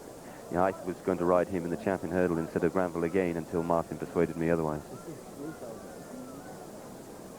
And there with the diamonds, one that you'll know better than anyone, Arctic Kinsman from your stable, Carl Llewellyn on board, and he's a horse I think is better left-handed, which this course is. Yes, he ran a good race at Cheltenham. I think, I don't know, perhaps he blew up. Again, we may have made a mistake, and perhaps we should run him in the novice, not in this race, but at the time it looked the best race to run him in. If he can't win this off at 11 stone, you would have thought he couldn't win the novice off at level weights. He is a very, very good horse. I would be worried that this horse track is a little bit sharp for him, but they will go a good gallop. He likes to make it himself. He probably won't be able to today. He is a lovely type of horse. jumps well. I just hope that the inexperience doesn't catch him out. And joint favourites still, Clay County and Valconet at 9-2, 6-1, Kibrit and Easthorpe, 30-2, bar those 4. And Time Won't Wait in the red colours for the Old Berks partnership ought to be suited by the way they run this, because he comes from behind. Now, they'll go mad here, and I can see Jamie Railton, you can see him lining up out the back, just creeping behind them. Peter. And they're racing towards the first of the 12 fences in the first race on Grand National Day, with Kibrit and Easthorpe disputing it from Clay County and Spree Cross going up to join up. And all safely over the first. And racing round this home turn on the first circuit towards the second, Easthorpe and Clay County from Spree Cross and Arctic Kinsman the Grey. Just in behind them is Time Won't Wait. And over the second, Spree Cross and Clay County together. From over on the far side, Easthorpe and then Kinsman, Arctic Kinsman. Behind Arctic Kinsman is Time Won't Wait, the first of the ditches now. And Spree Cross landed in the lead from Clay County, and they're going a tremendous pace. It's Spree Cross and Clay County together from Easthorpe and Arctic Kinsman, and Time Won't Wait and Kibrit and Nakir and Uncle Ernie. And then come Political Tower. And finally, Valfine, the fourth. Spree Cross on the near side of Clay County. All safely over the fourth. And now just coming up towards the winning post to start another complete circuit. Clay County on the inside of Spree Cross, then comes Easthorpe and Arctic Kinsman. Nakir on the outside of Time Won't Wait. Between horses is Kibrit. And then comes Uncle Ernie, Political Tower, and Valfine. Clay County just shading Spree Cross. On the inside, Easthorpe, Arctic Kinsman the Grey in fourth. Kibrit next, then Time Won't Wait and Nakir and Uncle Ernie. Uncle Ernie travelling well, in about 7th or 8th place.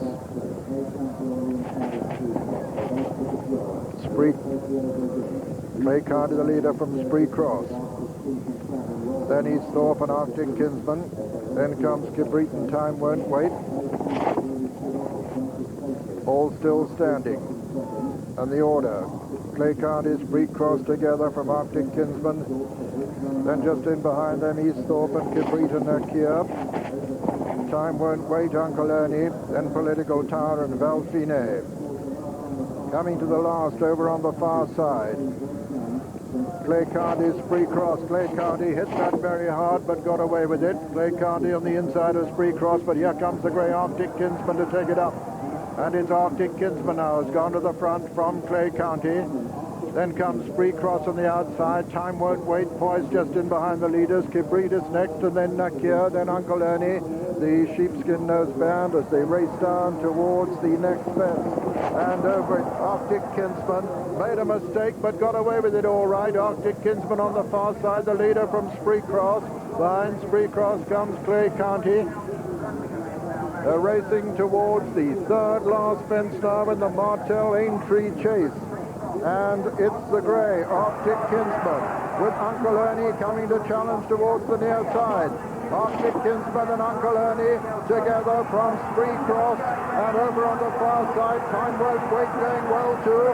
Coming down to the final ditch now, and as they do so, Arctic Kinsman lands in the lead from Uncle Ernie, and Time Won't Wait coming down to the final stretch now in the Martell Aintree Chase, and it's the grey Arctic Kinsman being chased now by Time Won't Wait. Arctic Kinsman with Time Won't Wait finishing very strongly indeed. Time Won't Wait under Jamie Railton coming to challenge the grey Arctic Kinsman. Arctic Kinsman, and now Time Won't Wait makes a bad mistake.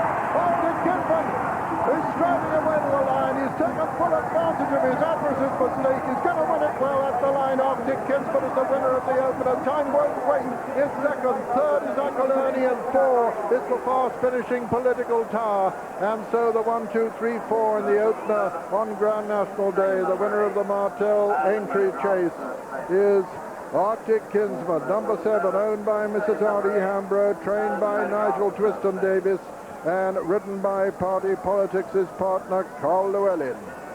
Second was number 8, Time Won't Wait, owned by the Old Berks Partnership, trained by Richard Phillips and ridden by Jamie Railton. And it's a photo for third between number 4, Uncle Ernie, who personally I think just about got third place, and Political Tower number 10, who I think is just fourth.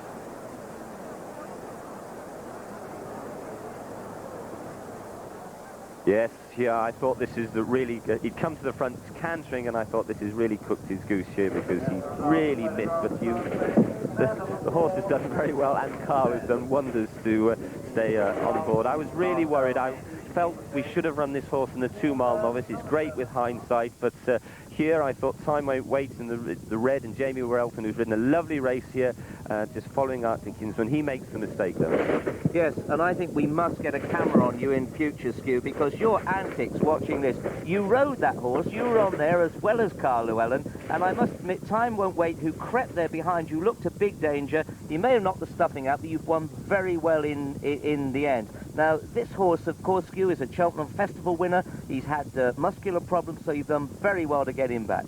Yes, all credit to Nigel. It was his decision to run in this race. I know his owner, Mrs. Hambro, would quite like to have run earlier in the week because of the traffic here as much as anything, you know, trying to get in here on National Day. But it's worked out really well, and obviously it's... Well, just seeing here, creeping towards the finish for third, it's Uncle Ernie, who ran so well in the race last year, just getting the verdict there, although it's a desperate thing in the end. Cabrit is fifth, and the multicoloured one is Political Tower. But it's a very good race indeed. It looks quite clear that Uncle Ernie is third.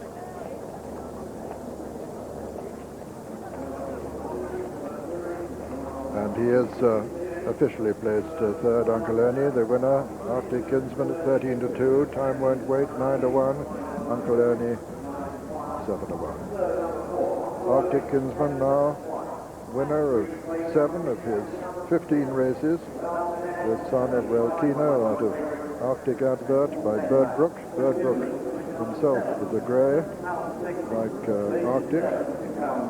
Is this an omen for the only grey horse in the National, Son of War? Or is this an omen for Party Politics' rider, Carl Llewellyn?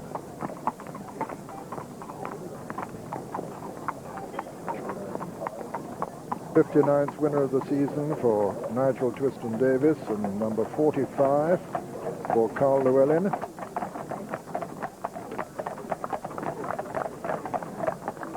The real sizzler for the opener. They went a tremendous gallop in this Martell Aintree race from beginning to end.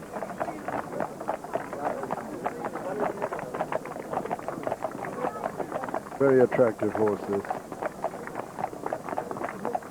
And appears to be quite delighted with himself, as he's entitled to be.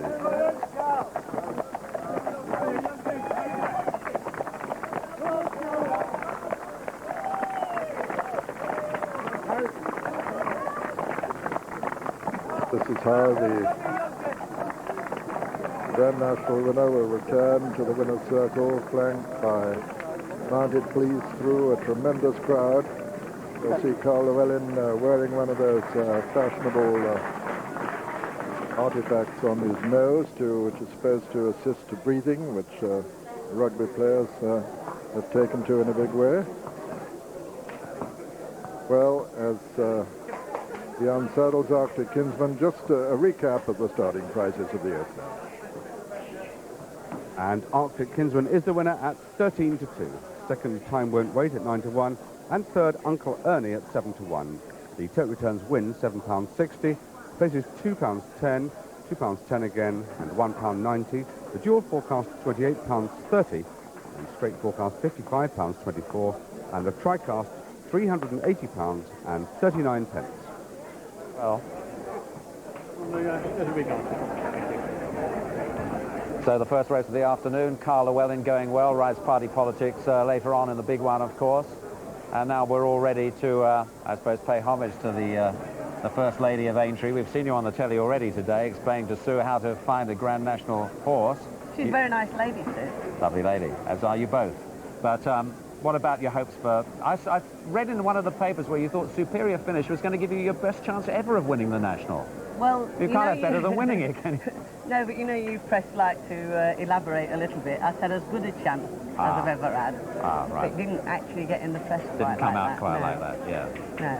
So, it has a real chance. Yeah, I mean, he jumped well. Richard came and schooled him on Monday, popped him over 3 fences, and they gelled straight away. So I was very happy with that. Yes. And you'd rather run a lusty light?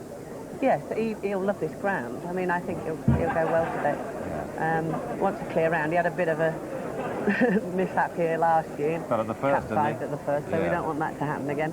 But, you know, all being well, fingers crossed, Yes. we'll be here again. Anyway, I've had one stroke of luck. Go on. My toy boy that you didn't want to talk to last year, he rang me from Kuala Lumpur. Do you remember your producer? It's my son, actually. I know. We found out later. Your other son, we know Mark, because of course the ex-jockey. Of course, yeah. Nobody recognises Paul, do they? So he gave you a nice telephone call this morning and Yeah, it's lovely. put you in good form for this afternoon. Right. Warren Marston, who rides Lusty Light, he had a bit of a tumble yesterday, didn't he? But He came and rode out this morning, and somebody went to take his tack off. I said, he'll undo that, Jess, just so I could see that he could use his hand all right, because he'd got quite a nasty bruise right on the bony part of the back of his hand, and he had a bump on the face, but he looks good. Yeah. Right. If he stays cool, don't let anybody else rattle him, he'll be all right. He was, wasn't he originally, well, he hoped to ride the other horse, didn't he, originally? Was there a bit of a problem there in the stable about that? Not a problem, no. The owners of Superior Finish, when Richard Dunwoody was available, quite naturally, Richard's been champion jockey and they want the best opportunity. The horse is a competition horse, and the new man that's got him for today, it'd be lovely. Actually, he's a very nice chap. It'd be nice if he could lead him in, wouldn't it? Indeed. It'd be great, Philip. And for you, great memories of last year, of course. Oh, wonderful. I mean, this is a great place, you know. I mean, this is the North Basket. I've seen the ladies coming in dressed up like dogs' dinners all week. And The they hats are a bit tasty, including your good self. Well, if you win the National again this year, they'll definitely have a statue to you here. There's no question about that. I don't know. They'd have to have a lot of bronze, wouldn't they? They'd have to open another mine, You're another being tin unfair mine to yourself. somewhere. You're being nice to see you, Jenny, and best of luck for this afternoon. Lovely to see you. Thank you very much indeed.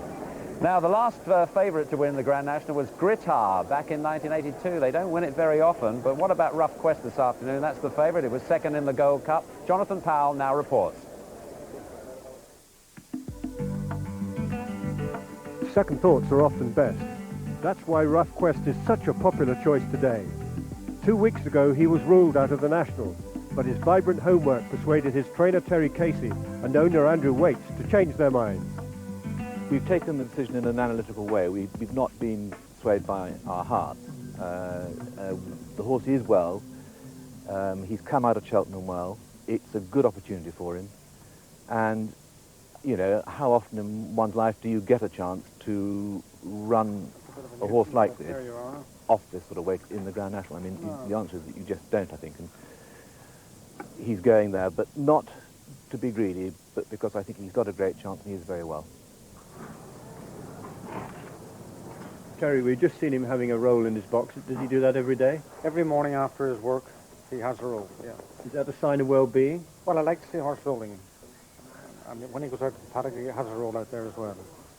You've just ridden him this morning and you came back, your face was beaming. You were clearly delighted with how he'd gone. Well, he's never felt as well, actually. He feels very, very well. I'm pleased with him. How often does he feed in a day? Well, living just close to the yard, I do the feeding. He's fed 4 times a day.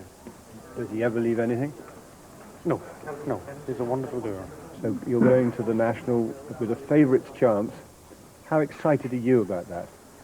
Obviously a little bit apprehensive. I just hope he comes back in one piece. There are 30 fences in the National, and they're all big. But he's jumped adequately this year. He's jumped brilliantly at Newbury in the Hennessy. He jumped well in the Gold Cup, and there's no reason why he won't jump around Liverpool. I mean, it's because of that run in the Gold Cup that he suddenly appears to be so well handicapped at Liverpool. Did you think going to the last, as he closed on Imperial Call, that you might actually go through and win the race? Well, I thought when the other 3 click into the top of the hill, they seemed to go 10 or 12 lengths away from the 3 behind them, and I just thought he had a fair bit to do down the hill. Obviously, going to the last, he looked but the winner's a very good horse. And Imperial Call goes on to win the Gold Cup for Ireland. Imperial Call by 4 lengths. In second placing, Rough Quest. A fortnight after his hard race in the Gold Cup, Rough Quest is freshened up by regular exercise on a mechanical horse walker. But his jumping remains a cause for concern. He's fallen twice this season, and on his first attempt over these fences 2 years ago. You can expect to see his jockey Mick Fitzgerald stalking the leaders with clinical patience until the last possible moment. I don't think he's dishonest as such, but when he's hit the front, that is it. He does think, well, that's enough, and that is going to be a big problem for him. And we won't have won that race until we've passed the line in front of anybody else.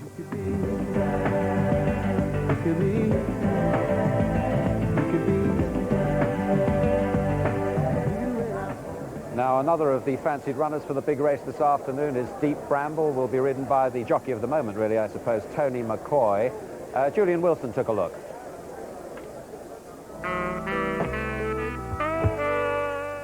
Deep Bramble's a horse who's trained with one annual target in mind, the Grand National. Last month, his work was built to a crescendo. Tony McCoy, the champion jockey-elect, has made regular visits to Somerset to ride him work. He was bought from Ireland 2 seasons ago for a 6-figure sum, and it was there at Leopardstown that he gained his biggest success. Final fence, 4-7 from Deep Bramble. Flashing Steel on the near side with General Idea. 4-7 over in front from Deep Bramble. Flashing Steel's in third. 4 General Idea. Carvilla Howe made a right mess of it, but he was out of contention anyway. And it's Deep Bramble who's put his head in front now from 4-7. Flashing Steel mounting a big run on the near side, and then comes General Idea. Deep Bramble with Flashing Steel on the near side. 4-7 on the far side. Deep Bramble in the centre. Deep Bramble's going to win it.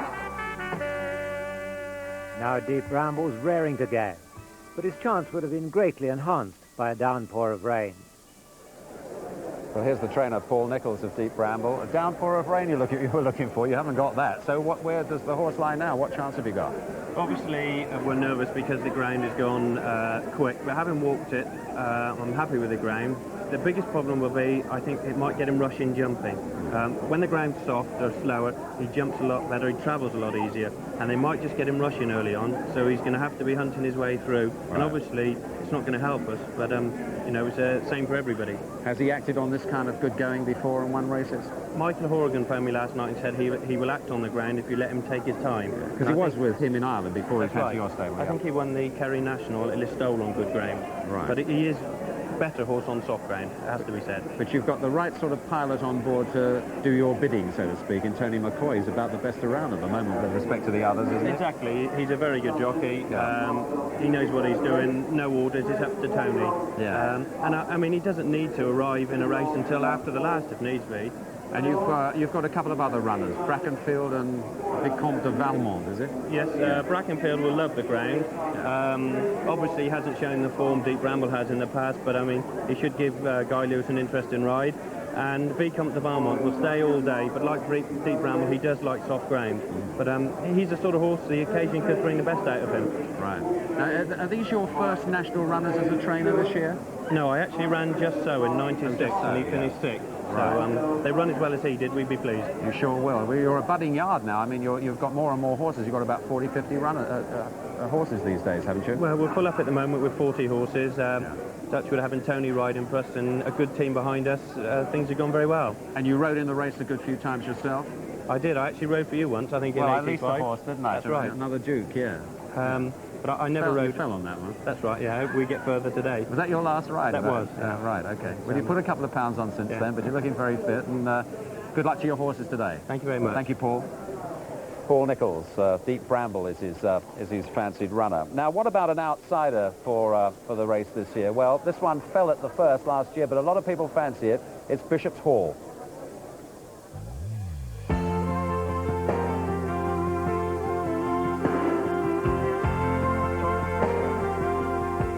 It could be a scene straight from the heart of Ireland.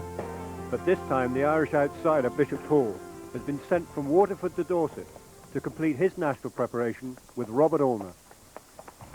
He'll be ridden by Marcus Armitage, the dashing amateur who raced to victory on Mr. Frisk in 1990. Allner has built 2 special national fences to help the horse prepare for Liverpool. Red Rum could hardly have jumped them better.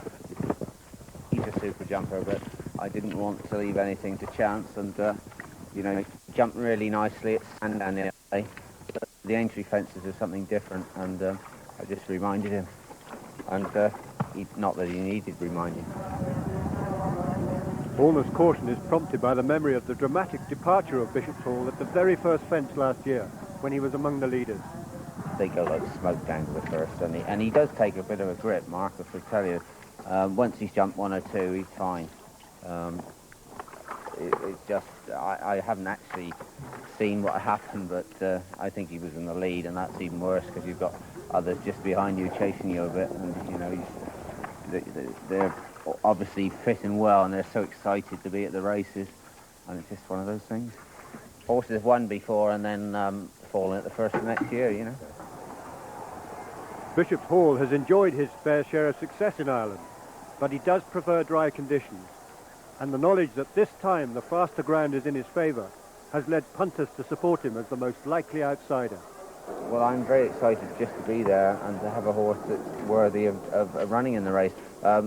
They tell me that he's a much better horse on top of ground, so it's going in our favour, and I'm just sort of praying that it doesn't rain. He's a grizzled old handicapper in a sense. He's won a lot of races, and he's normally carrying lots of weight. This time he's got 10 stone. How do you think he'll enjoy that? Well, as I say, I think he'll think it's his birthday with 10 stone. He won't even know a jockey's on his back. He'll find at Aintree that with 10 stone on his back in decent ground, he'll love it. I've not ridden a horse like him that feels as strong as him for a long time. Even just walking along the road, you can feel, you know, his coursers behind you. Very powerful. We enjoy him, and he enjoys us, I think. He's got physique, soundness, and character, and he's just a lovely horse. There's nothing like me and you. I'm not alone. Tell me you feel it too. And I would run away. I would run away. Yeah, yeah. I would run away. I would run away with you. 'Cause Bishop's Hall, Marcus thinks he's going to win his second national on that today. Well, he could be right. Now, we're getting our experts' opinion on what's going to win the big race this afternoon. It's the turn of Skoo now. Peter Scudamore. What do you fancy, Skoo? Well, the secret of tipping in races is to mention as many horses as possible, and if anybody comes up to you afterwards and said you didn't tip the winner, you can say at least you mentioned it, and I'm going to stick to that theory. I like Rough Quest. I think he's very well handicapped, and he will win if he jumps round. I like Captain Dibble. He's got an each-way chance, 50 to 1 in some prices. When I rode him in the National, it never was. He was 9 to 1 favourite. I think he offers great value. And just seeing that piece there, and I spoke to a very wise man as I came into the races, Mike Dillon. He's the Ladbrokes representative, and he told me that Bishop's Hall looks a great has a great chance. So those are my 3. But you had to avoid tips from bookmakers, actually, Skoo. But thank you very much indeed. Let's have another look round this great setting for the Grand National. The Martell Grand National off this afternoon at 3 o'clock. I hope you've tuned in time for all this, because it's a little earlier than it has been in recent years. But around about 60,000 people will be here for the race this afternoon. And I'm told up to, what, 60 or 70 million pounds will be bet on the race. They've already got my 2 quid. So that's the scene, and that's the setting here this afternoon. Now let's just go round the course and remind you of the great obstacles that they have to negotiate here this afternoon. Aintree and the 1996 Martell Grand National. The sun is shining, and that always perks up horses and jockeys. It's been a long parade, a year's build-up. It's the start. The first-timer? Despite the official warning, jockeys always go too fast. Some won't even see the fence, and here it's speed that causes the problem. And Nick Gale is down, Rambling Jack is down, and Man Alive is down, and Old and Needy is down. For those who've survived, it's a pleasant fence, the second, nice and plain, and no trouble. But the third has an almighty ditch in front of it. It is a bogey fence, and last year Carl Llewellyn simply fell off young Hustler. He won't want to remember that. The fourth is again a confidence-restoring fence. Already thoughts are ahead to Beecher's, although there's yet another plain fence to negotiate first. Superior Finish jumped well in last year's race in the early stages, but now thoughts are starting to gear to the first big drop. It's pretty innocuous on the takeoff side, and even though they've levelled out the landings, it takes them jumping. There's still a drop. Horses' noses touch the floor. Jockeys have got to sit back. This is the fence that can catch you out if you're not aware of the pitfalls. Beecher's is still a threat. In 1990, Uncle Merlin in the blue colours pecks on landing, and Hugh Davis goes out the front door. Coming up next is the 7th and the 23rd. It's the smallest fence on the course. This is all part of the Aintree mystery, and in 1967, it claimed nearly the whole field.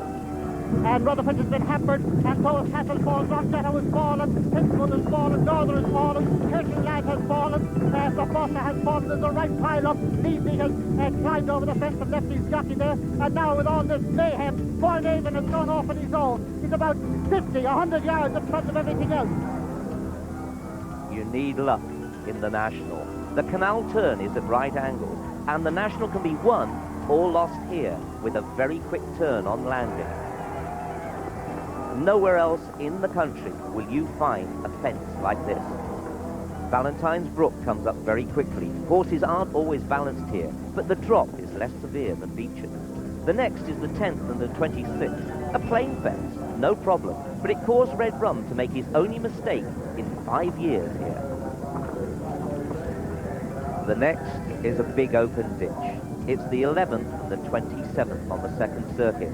Horses do refuse here when they're tired, but most enjoy the test of an open ditch. Follows on a fairly plain fence, and this rarely causes any worry at all. But the jockeys can now see the grandstands. They can sense that they may have survived one circuit. The Anchor Bridge crossing is always a marker point for jockeys. They start to gather their senses, but there are still a few pitfalls ahead. The 13th has claimed some notable scalps. And Double Silk have fallen there. Double Silk has gone in that one. And Junction Boy has been brought down as well, and Master Oaks has gone as well. There's one more plain fence now as a confidence restorer before the biggest test, the narrowest fence on the course. It's the dreaded chair. Now this has a massive ditch in front of it.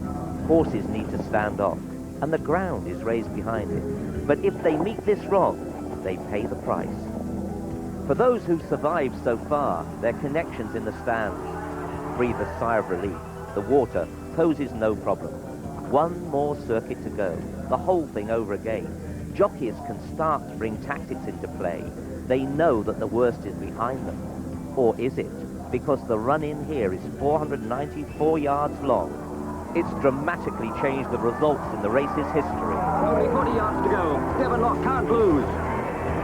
But he's slipped. He's down. But Crisp is getting very down. And Red Rum is pounding after him. Red Rum is the one that's finishing the strongest. He's going to get up. Red Rum is going to win the National. And at the line, Red Rum has just snatched it from Crisp. Royal Athlete cannot be caught now. Royal Athlete under 24-year-old Jason Chipley comes to the line to win up. Victory here is something that so few jockeys will ever know, and it takes a while to sink in on occasion. But it's a feeling that cannot be duplicated. This is the pinnacle of steeplechasing. That by Richard Pittman, who of course was once so close to winning the great race himself. Now we've gauged some opinions about what might win. Sue Barker was our early morning reporter. What time were you up down here this morning? Before 7 o'clock. Were you? By heavens. By It was an heavens. early I start. hope they're paying you well. What do you fancy for the big one then? It's only as about usual. 50 minutes away. I know, well, as usual, total indecision as far as I'm concerned. I was convinced I was going to stay loyal to Jenny Pittman, and I have, because I spent a wonderful day at her yard, and Superior Finish, Lovely Light. I was convinced that all my money was going to go on them. Since I've been here, I was up this morning, and I saw Party Politics, who I won some money on years ago, so I have to be loyal to him. And Bavard Dieu, his stablemate, they said the ground's perfect What does for him. Bavard mean? So, is it gossip, Bavard? I don't know. I don't know, it's Gossipy something God or is it? something. Yes, Yeah, well, it's yeah. a good name, I mean, it's got to go, isn't it? And so they said the ground's perfect for him. It's beautiful chestnut with a white face. But the one I have to go for is Son of War. Sorry, Des. Aren't you as well? But everyone loves the grey. As Yeah. they know. And, You're not getting at it, are you? no, but the real reason, I tickled him under his chin and he smiled at me. So Oh, right, well. that was the main reason. I can manage a smile without you having to go to those lengths. But thank you. Good heavens, if it wins, we're all right. Everybody's right. Exactly. Thank you very much. That's Sue's thought on the big one. Now we have the Aintree Martell Hurdle coming up. That's Denoli looking for a hat-trick of wins today. It's gone out in the betting. It was 7-4 this morning. It's now 5-2. But we'll see what happens. Here are the runners and riders from Peter. That's Thomas Foley, Tom Foley leading out Ireland's great equine hero. Number 1 is Belvederian, ridden by son of War's rider Conor O'Dwyer. Number 2 is Borough 8, ex-Irish, ridden by Richard Dunwoody. 3 is Denoli himself, won this in 94 and 95, bidding for a really memorable hat-trick in this Martell Aintree Hurdle, ridden by Tommy Tracy. 4 is Oh So Risky, ridden by Paul Holly. 5 is Pridwell, Chris Maud, young Hustlers rider. 6 is Squire Silk, Paul Carberry, 3 Brownies rider. 7 is Strong Promise, the youngest horse in the race, 5 years old, ridden by Kieran Gall. And 8 from Ireland, like Belvederian and Denoli, the Cheltenham winner of the Sun Alliance Novices Hurdle, Bandy, ridden by the Irish champion Charlie Swan, who rides Life of a Lord in the big one. And Denoli drifting ominously, 6-4 this morning, 7-4 here on the course, now the 5-2 favourite. Eurobond is 7-2 from 3-1, a little bit of money from Squire Silk, falls into 7-2, Pridwell 92 from 5, Borough 8 is 11, Oh So Risky is 20 from 25, then it's 25-1 Strong Promise, and 33-1 Belvederian.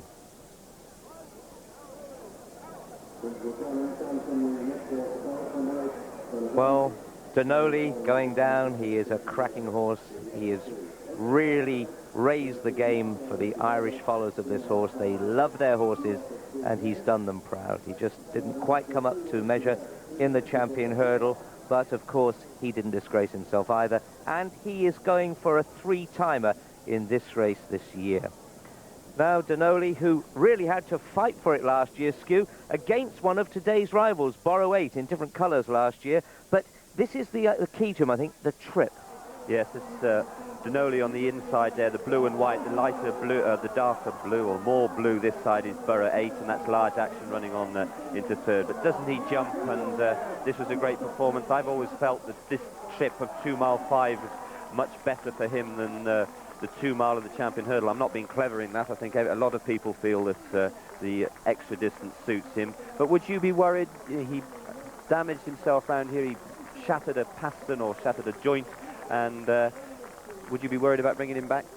No, I don't think so, and they've taken precautions as well, because they've fitted him with some rubber pads under his shoe to take the concussion out of the ground. Obviously it's a slight worry, but I think he won't let us down today. It's a good race though. Well, plenty of jockeys watching the action today. Jason Titley with his old mate Warren Marston. In fact, they're better than mates, aren't they? But isn't it good to see fellas at play? David Walsh also has got his first ride in the National sitting there. But Warren's hand bandaged. You can see his right hand bandaged. It's a rough, tough game, this. And the boys would ride with half a leg if the medics would let them. It's a lot different to our day. We never used to do that in our day, did we, Richard? There they are, number 8 there. Eurobande, trying to do what Denoli did and win this race as a novice in the same colours as Coulton, Mr. St. Quinton, and the mount of Charlie Swan. He's trained by Aidan O'Brien, who's really one of Europe's outstanding trainers now, really getting going flat racing as he's taken over at Ballydoyle. I visited his old yard, or he's still got some horses in his yard in Ireland. Beautiful gallops there right on the side of a hill, and you can really see why he gets his horses fit. And I visited again when I was over there. Charlie Swan told me this is a very, very good horse, and he looked it at Cheltenham. He looked to run about a little bit in front to start with, but this is a relentless galloper and a good horse. Well, he's a novice, taking on the handicappers, as Denoli was a couple of years ago. But what about the Champion Hurdle third here, Pridwell? Now, he finished in front of Denoli there, came from a long way behind. He's owned by a trio of very enthusiastic people, Malcolm Jones, David Burstock and Chris Fleet. Now, two of them are here, but David Burstock, who is a surgeon, is today earning his fees by doing a very delicate operation on a gentleman. I only hope he doesn't get too excited when this one comes through, because the guy can have a very squeaky voice. So you can see that all sorts of people own these horses, and Chris Fleet and Malcolm Jones are just the enthusiast of all time. Why is this horse then at a longer price to go and, you know, behind Denoli after Denoli finishing behind him in the Champion Hurdle? I would say because that was a stiff track and it looks as if this fellow just stayed on. This is a quicker track. I know you've got the extra half mile. I don't know, Skip. Perhaps, you know, it's all about opinions. Yeah, no, it's fascinating. We've seen it time and time again, and we have these set ideas that these horses are better than they are. And this horse, I think, will love the ground. He does look to cock his head to one side and doesn't look all that genuine on occasion, but he's a good horse. But don't forget Squire Silk, Andy Turnell's horse now. Squire Silk comes in with a big shout. 7-2 from 4-1. Paul Carberry on board. Over to Peter. And they're running. And a very steady early pace, with nobody very anxious to make it, and Europe Andy actually making it from Pridwell, Denoli towards the outside. Belvedere and Strong Promise, who made just a little mistake at that one. Then Squire Silk and Borough 8 and Oh So Risky. They race to the second. Europe Andy from Denoli in second. Then Strong Promise and Pridwell and Belvedere, and a little gap then to Oh So Risky and Squire Silk, and finally Borough 8.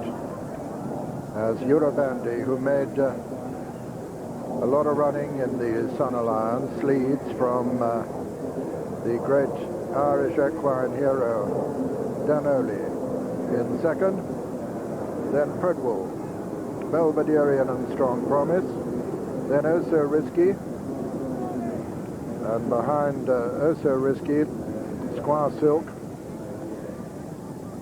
and Borough 8.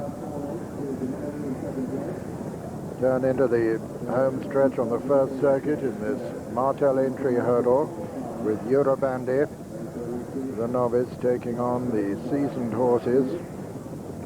Over the third, the leader from Denoli, Belvederian and Pridwell, and then Strong Promise, and then Oh So Risky, Borough 8 and Squire Silk.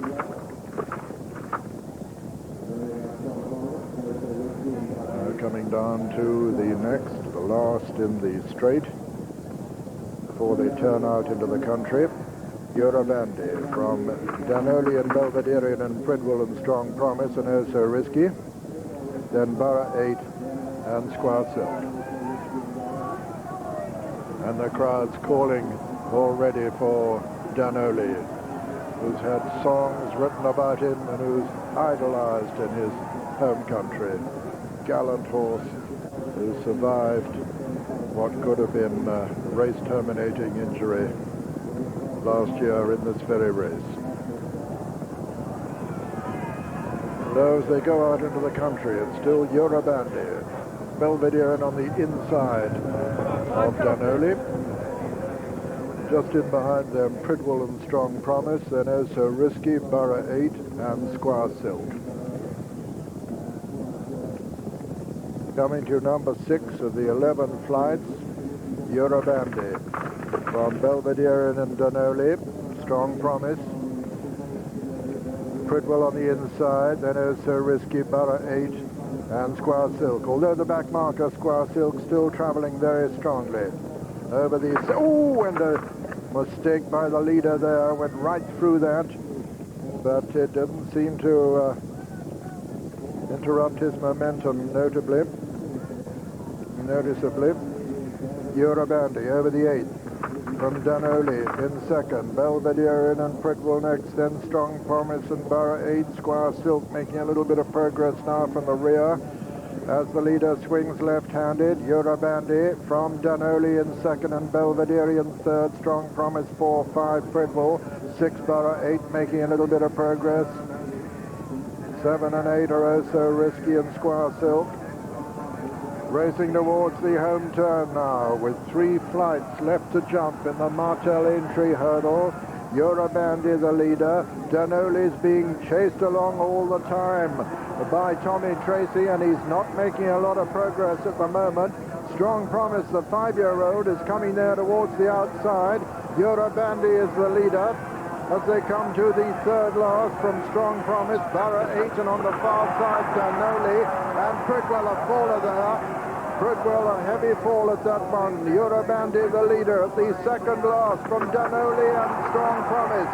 Eurobandy from Strong Promise and Danoli as they race down towards the final flight in the Martell Aintree Hurdle. Eurobandy from Strong Promise, Danoli back in third, Borough 8 4. Eurobandy lands in the lead from Strong Promise second, Danoli in third, Borough 8 4. Straw Silk 5, and as they race up towards the line, Strong Promise lays down a very strong challenge now to Eurobandy. It's Eurobandy on the far side, Strong Promise on the near side. Eurobandy just holding Strong Promise at the line. Eurobandy's won it from Strong Promise, but Danoli third and Borough 8 4. Squaw Silk 5, 6 Belvederian, and 7 was also Risky. And I can report that Pridwell was up on his feet all right and clearly unscathed. And so the result of the Martell Aintree Hurdle, first number 8 Eurobandy, owned by Mr. M.G. St. Quintin, trained by Ireland's champion young trainer Aidan O'Brien, and there he is greeting his first Aintree winner, talking there to the Irish champion Charlie Swan. Second was number 7 Strong Promise, owned by Mr. Jeff Hubbard, trained by him and ridden by Kieran Gall, and what a credit he was to his owner trainer. Third, number 3 Danoli, the dual champion in this race, owned by Mr. Dan O'Neill, trained by Tom Foley and ridden by Tommy Tracy. And fourth was number 2 Borough 8. What a brave show by Danoli. He hasn't jumped a hurdle today, but look just in behind him there, the yellow colours, blue sleeves. This is Pridwell, who at the time was going quite well. He comes late, hit the top, and down he goes. Chris Maud is thrown actually underneath the rails there, you can see, or almost. He's rolled and bounced. That's what a jockey has to do. He ends up underneath the rails, but we do hear that he seems to be okay. But the race went on. This 2 very good novices. Well, here is Pridwell. Pridwell seems to be absolutely fine. Peter Skew sitting next to me, very worried about his Grand National jockey in Chris Maud, of course riding Young Hustler in the very next race. But coming to the finish, Skew, 2 very good novices. Nearest to us, of course, Strong Promise, a lovely novice this, but the winner hadn't jumped either. No, that could just be the ground, didn't it? We saw Charlie down the back there really set him up for a stride, and he didn't come for it. But this is a lovely horse, and so is the second horse. They're going to make 2 cracking chases, aren't they? This Strong Promise has been, he's a second season novice. He's another horse by Strongale, beautiful looking horse. But Eurobandy with Charlie Swan just got the advantage of the rail to keep him straight, where Strong Promise has just come off a straight line, a little bit drifted across. Probably didn't make any difference in the end, but didn't help. But Danoli has not gone out in disgrace. He's not jumped a hurdle. That must have cost him, I don't know, 12 lengths, maybe more, and the energy. Yeah, he'd never looked happy throughout the race, did he? Also, Borough 8 ran well, so that almost confirmed the form of last year. Eurobandy is 100 to 30. The winner, Strong Promise, at 25 to 1 second. So Charlie Swan, he'll have filled a few Irish wallets with this victory. Yes, I think when you're doing your horses to follow for next season, Eurobandy and Strong Promise are the horses to put down as the novice chasers for next season. A very, very happy Charlie Swan. He's got one of the new type of helmets on you saw there. It gives him added protection around his temples there. And he's highly delighted to bring that horse home. A great double to win at Cheltenham and here at Aintree. And, lots of kissing and congratulations going on in the hallowed winners' enclosure. It's the only sheltered winners' enclosure in the country, I think. It's rather a strange feeling actually going into the winners' enclosure there. And we've got the SPs. And the well-backed winner is Eurobandy at 100 to 30. Second, Strong Promise at 25 to 1. And third, Denoli, the 5-2 favourite. 10 returns win, £3.80, places £1.40, £3.90 and £1.50. 8 rounds.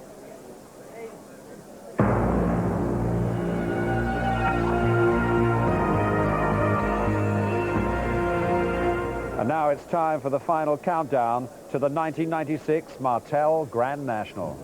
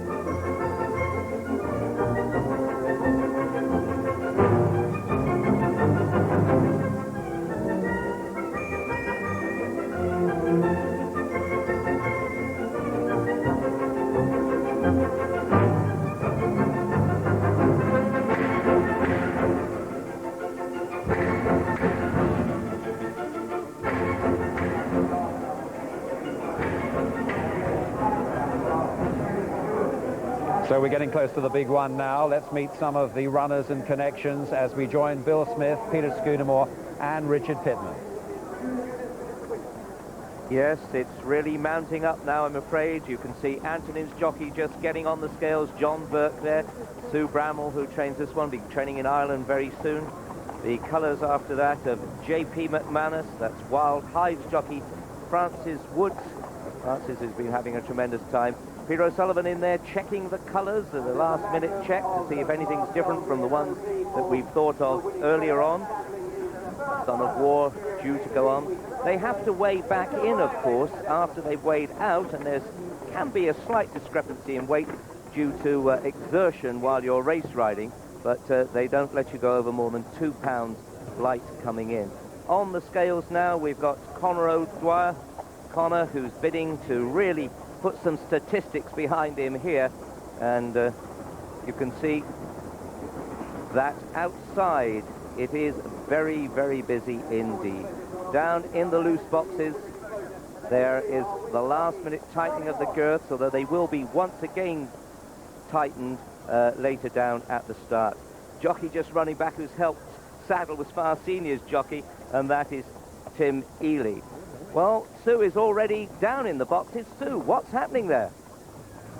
Well, here with Son of War, who I met yesterday, and I think he's smiling again. I said if you tickled him under his chin, he'd smile. How's he been, Colin? Great, yeah, he's in great form, you know. Aware that this is a big day, obviously. Full of life. He wants to get on with it, that's it.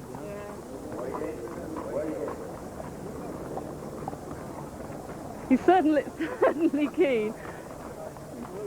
Colin, what did you do with him this morning? I only walked him out and said he was happy enough for that, you know. Keep him fresh. Well, I hate to tell him this, but Des and my money's on him, so we'll be doing well. Well, he should give a good run for himself anyway, you know. Where are you going to be watching from? I don't know, I might hide. Okay, good luck. Thank you. Well, in the jockey's room, Chris Moore just getting off the scales there. These are the scales you just try yourself on before you go out. But it's a very nerve-wracking time, this. He's riding Young Hustler, the top weight here, #1 with 11.7 on his back. And jockeys certainly at this stage don't want to be bothered with too much idle chit-chat. So Chris Moore getting his saddle and going back out now to actually weigh out. So outside Skew with Dick Francis in the paddock. Yes, Richard, I'm here, and Dick's got the unenviable task of judging the best turned out.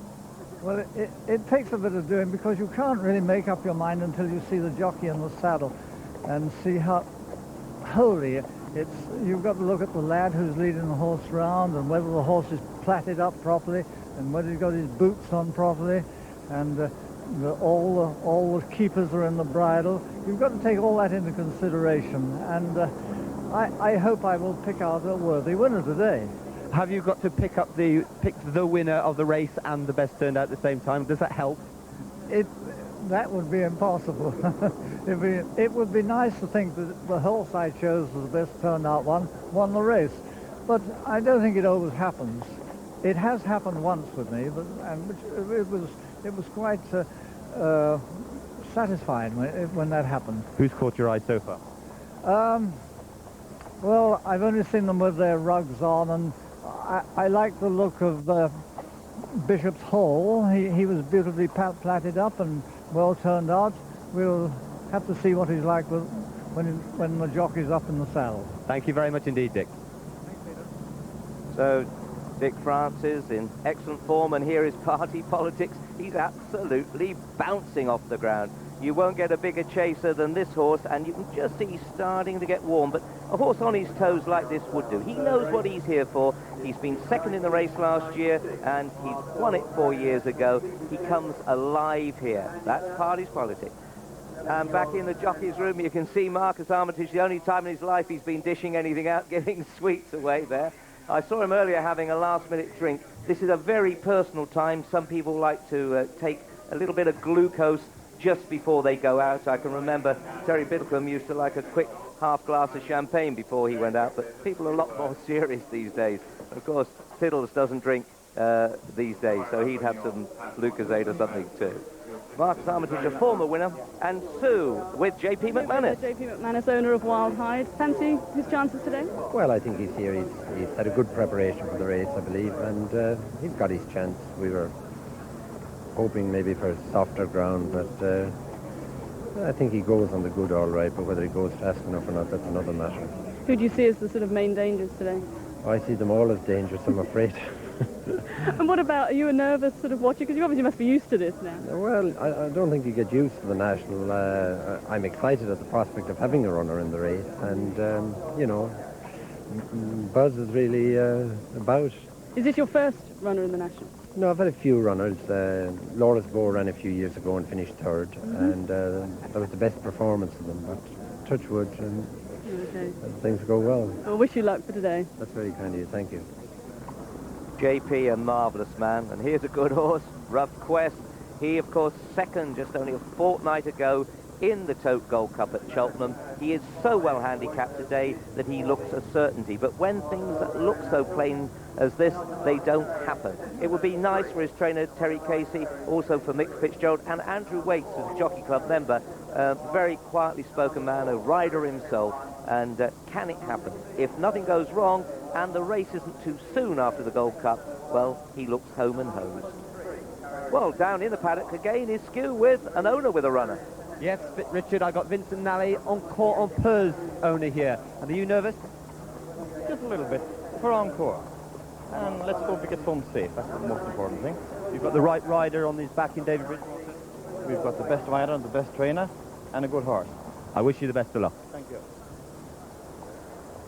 Yes, owners get as nervy as anyone, and this looks like Vicomte de Valmont. He looks well. Look at the shine on his coat. It is a good day. The sun is just peeping out again. It was bright this morning. It then went to rather dull, and now the sun's come out for the right moment. It does make a difference to horses and to jockeys. Well, there you can see the well-known colours of Deep Bramble. Tony McCoy just being fitted up by the last-minute adjustment. That looks like John Buckingham, who it is John, who rode the winner on Foynehaven all those years ago, and he's looking after winning jockeys now. So Tony McCoy had a tremendous week so far. Can he cap it now? But back down at the boxes, Sue Barker is at it again. Sue, you've got Paul Barber. Yes, Deep Bramble. Fancy his chances today? Yes, I do. Why shouldn't I? He's been a good horse. He's won lots of races. He won't go too badly on the ground. If we can get round to the chair, we have every chance. And of course, a win would mean a lot to you here, wouldn't it? Yeah, it's one of these races that everybody would love to win, and you have to spend a week beforehand telling yourself when you get beaten, you've got to learn to lose properly. Now, they were telling me a vicious rumour about you milking a lot of cows or something, is that true? Yes, I do. I'm a dairy farmer. I milk a lot of cows, and I'd like to remind everybody throughout Europe that British beef is safe. Okay? But how about your horse today? Will he Well, get... I hope he's as safe as that, and I'm sure he'll do very well, and I hope that he comes back in one piece and we all enjoy ourselves. Who's more nervous, you or the horse? The horses. Okay, thanks a lot, Paul. Cheers. Bye. Yes, Lusty Light, one of Jenny Pittman's two runners now. This horse fell at the first fence last year, but that is no deterrent. He might respect them this time. He does love top-of-the-ground conditions. He's got the ground for him. Warren Marston, having lost the ride on Superior Finish, gets the ride on this horse. It could just be a fairy tale, you know. Well, back down in the paddock, there's plenty of activity now. Over to you, Skew. Yes, as you know, Richard, I get very nervous when I'm watching our horses run, but I've got a very cool young trainer here, Lucinda Russell, in just her first season training, and with her father who owns Green Hills Raffles, and you're telling me how relaxed you are. Yes, I don't actually get that sort of het up about racing. It's good, it's great. I've done all the work at home, and it's up to the horses and the jockeys now to go out and take their chance. You must be a very proud owner and father. That's right. I'll be even prouder if it comes in or, you know, gets round even. So I'll be very proud, very proud. Martin Foster, the jockey, is having his first ride in the race. Have you issued him with instructions? No, he's ridden a number of times before. I think he's run around twice actually on Martin Pipe's horses. Yes, he's been around. But he knows probably more about the horse than we do. He's looked up all form. Good luck. Back in the jockey's room, Jason Titley just having his final preparations now. Red goggles, he's like David Nicholson, he obviously thinks red is a lucky colour. And Jason, who really rode with incredible ability last year on Royal Athlete, has got the ride on Bavard Jew now this time for Nick Gaisley, and Nick says that this one has a chance. Just coming Jonathan Lower with rubber bands in his mouth and a tape over his nose to help his breathing. Chris Maud behind him. There's Arnie, who's been in the weighing room, the jockey room, for many, many years. So you can see that everyone is getting very close. David Bridgewater, he's relaxed. And then just behind him, of course, Riverside Boys jockey, which is David Walsh. So, the grey horse, can he do it? 1961 was the last time Bobby Beasley came up the straight in front on Nicholas Silver. Son of War today, looks perky. We visited him at home. He's very relaxed. Column leading him round. He's done plenty of talking already. He'll be doing some shouting afterwards. And I do wish them the greatest of luck, because the McCreary family are so nice and gentle and steeped in the history of steeplechasing. So good luck to them. I suppose so many of us have tipped this horse that that'll be the worst thing that could have happened to him today. But Skew is very active down in the paddock. Skew, where are you now? Yes, I've got a very successful trainer with me here in the shape of Kim Bailey. Haven't had a winner at this meeting yet, though. It's been disappointing meeting. We have one or two run well, but we haven't had a winner yet. And Over the Stream's owner, Mr. Jim Gordon, are you confident? Mr. Bailey will work the magic. The horse has jumped round here, so he knows which way to go. Yeah, and I've done very well. Yeah. I wish you the best of luck. Thank you. Back to the jockey's room, Richard Dunwoody. He knows what it's like. He's ridden 2 Grand National winners, but he's got round many times. Richard, who had those great years with West Tip, also looks as if he's equipped with a nose clip, although it could be to mask something else. They do say it helps their breathing in no end, as it has done with footballers, rugby players, and habitual snorers. But Woody is as cool as they come. Yes, back in the paddock, Over the Stream. This is a horse by Over the River, and he has a bit of a chance here. They all have a chance. He's trained by Kim Bailey. We spoke to the owners just now. Big sheepskin noseband just to make the horse concentrate a little bit. But meanwhile, let's go back to the saddling boxes and Sue with Aidan O'Brien, I think. Yes, here with Aidan O'Brien. First of all, congratulations on the last winner. Thanks very much. Impressive. Yeah, he done it well.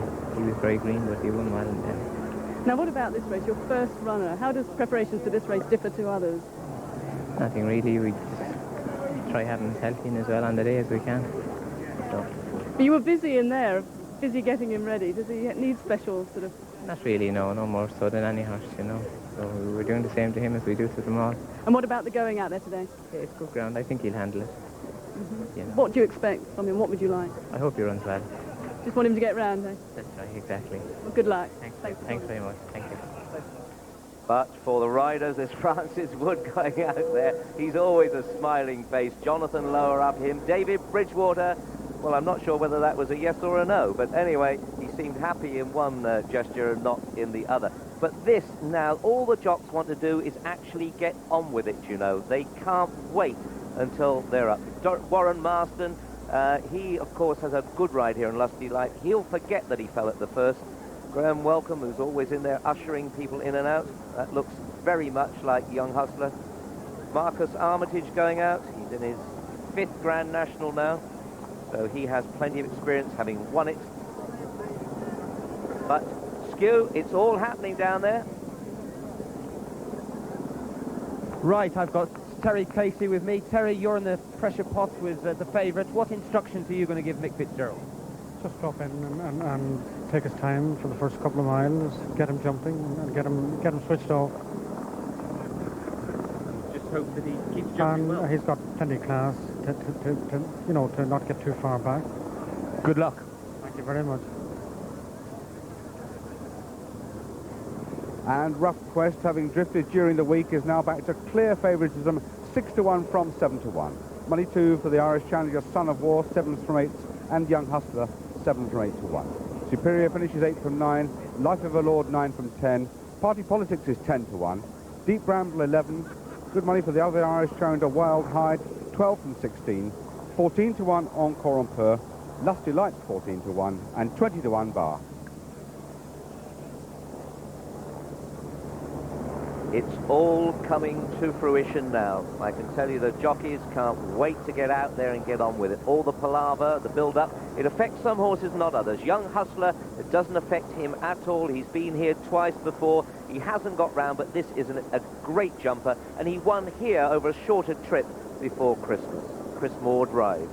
Well, it's very busy in there, but there still is room for you, Stew. What are you up to now? Here we've got Martin Pipe issuing the instructions to David Walsh. What are you going to tell him? Have you been around these fences before, David? I have. I've been around good. twice before. Riverside, lovely horse. Jumping off in the first 6. He's super. You've seen the videos of him jumping. The first 6, keep bowling. He'll jump for fun. And watch the second circuit. Watch that bend. Right. Saw that. Watch that bend. Stick in the right hand. Horse is on your right hand side. Keep going. Certainly to get round he is. Have some great fun. How should he ride him, Stew? What do you think? Well, he is hard work, David, but he has a great chance. He's won a Welsh National, but you'll be used to riding a horse that's scrubbed along. Yeah, well, strange break and keep me fit anyway, so should be all right. Good luck. Are you nervous? Bit of butterflies, all right. Good luck. And George Bisgrove was in the back there. Number 2, Life of a Lord, lovely big horse, 9-1 from 10s. Charlie Swan rides. It's his 6th ride in the race. He's completed 4 times. He fell at the first in 1994. He won't be wanting to do that again. This horse goes on top of the ground. Ignore his last run, but he's a lovely looking individual by Strong Gale. 9-1 from 10s. We'll see as many horses as we can for you, but you can imagine it's very, very big parade ring, but it's full. Superior Finish this is. Change of colours, of course. In fact, it looks like Brackenfield. It's Paul Nicholls and Guy Lewis, this one.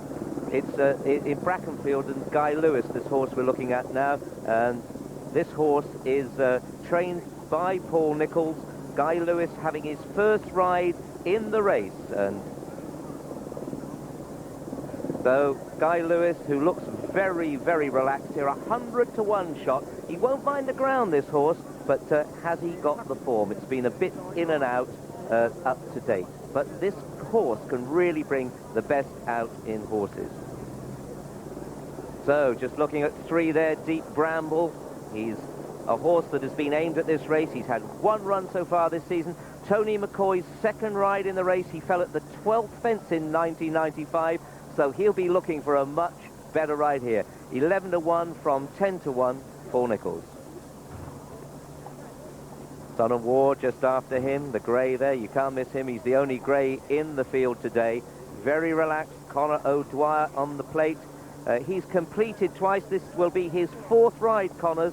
He fell at the 6th on 1 occasion and got round on 2 others. But with the Gold Cup safely in his pocket, this would be an incredible double. Remember, John Burke. And Lusty Light, handsome horse in the colours of Brian Borough. There's Jenny Pittman giving last-minute instructions, just holding Warren Marston's leg and giving him that little bit of confidence.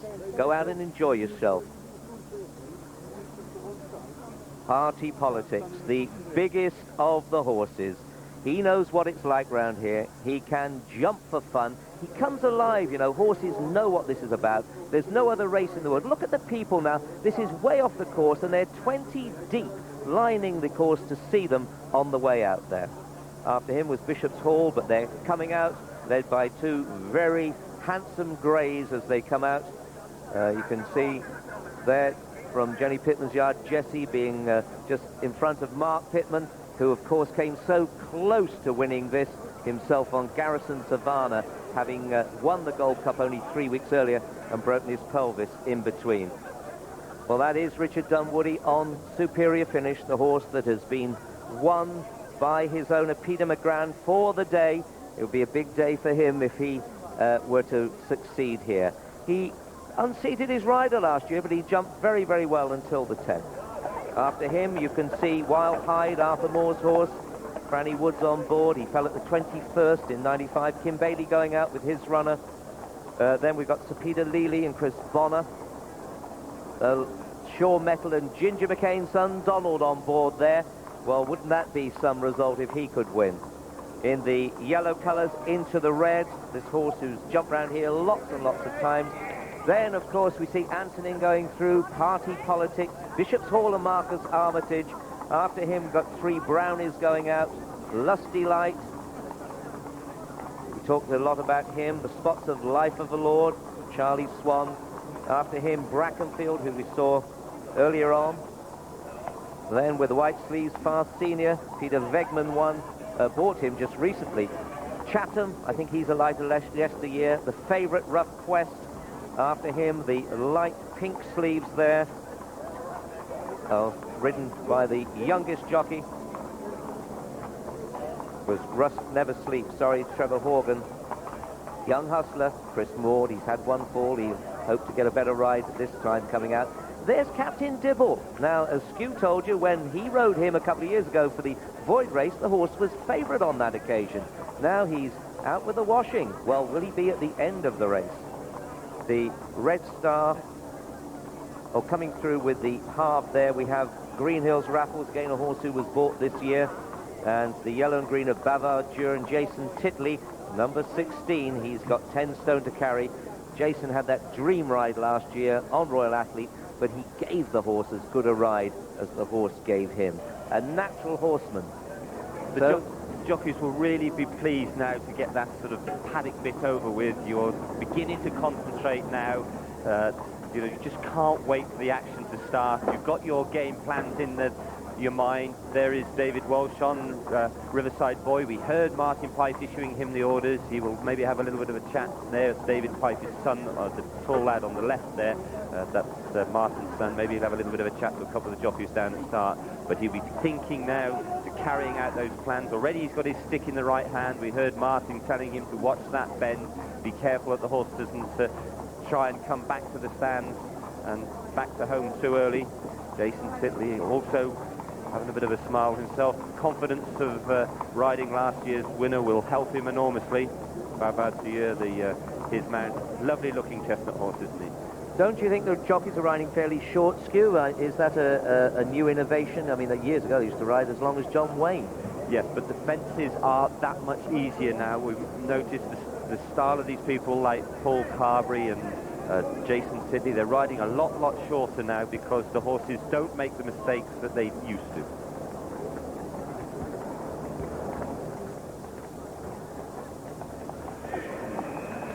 Ladies and gentlemen, Aintree's greatest hero, the 3-times winner Red Rum, died in the autumn.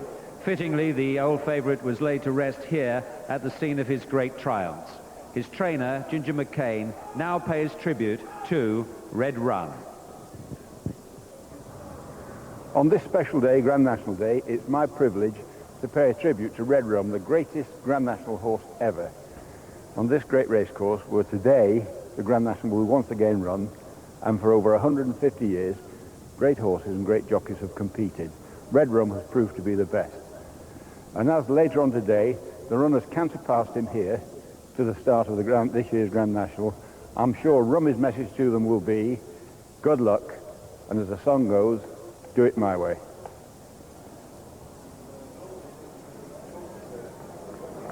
Yes, a very poignant moment from Ginger. He's been steeped in the history of this race. He's a really lovely man, Ginger, and he really speaks from the heart. Yep, well, we've seen quite a few of these horses, but we'll pick up a few more of them. But this parade really can get to some horses. I must say, they all look remarkably calm to me at the moment. One thing's for sure, I should think that Ginger McCain's horse, ridden by his son Donald, will be in front going to the second if he's not in front going to the third. Here, Skew, you're one of yours. Yes, Captain Dibble, he really gets on his toes. A little bit like party politics, that they're active horses. That's why I don't think they need that many runs throughout the season, because they do so much. They're a bit like me, a bit of a worrier, but he is a really lovely horse. You get a great affinity with a horse when he's taking you around Aintree, don't you? Have great respect for him, and he jumped so beautifully for me, and he won a Scottish National. You know, you really care for these horses. And Rough Quest just easing a bit from 6-1, now the 30-2 favourite. Young Hustler and Son of War 8-1, Superior Finish 17-2, Life of a Lord 9, and it's 10-1 Party Politics and Deep Bramble, backed in from 12, 12-1 Wild Hyde from 16, 14 Encore en Peur and Lusty Light, 20-1 Bar Those. You can see them in 2 circles now. Party Politics getting hot, as he always does, Skew. Yes, that's what I was saying about Captain Dibble the same.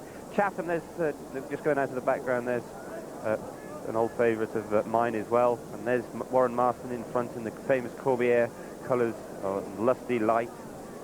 He was a little bit unfortunate in unseating Warren at Windsor. We've said that already, and I think he would be a little bit short of price if that had been a 1 by his name instead of the number 3. There is the favourite, Rough Quest. He looks nice and calm. Yes, indeed, and Mick Fitzgerald, he'll be just as calm. He's a very good jockey, really carved a niche for himself. He's 6.5 to 1. He's 6.5 to 1 favourite from 6 to 1. Half a point drift there won't make a difference. The big question is has he taken a lot out of himself from that second Gold Cup? But he looks well here. It's interesting, isn't it? I mean, it just depends how they've come on. Like we listened to Adam Shakespeare talking about Young Hustler before. He feels that the race has brought him on that stage. There is the fanfare. All these things are upsetting for the horses. At least that's far away from them, that it's not going to frighten them too much. Can't see anything shying away from it. And they look as if they're beginning the parade.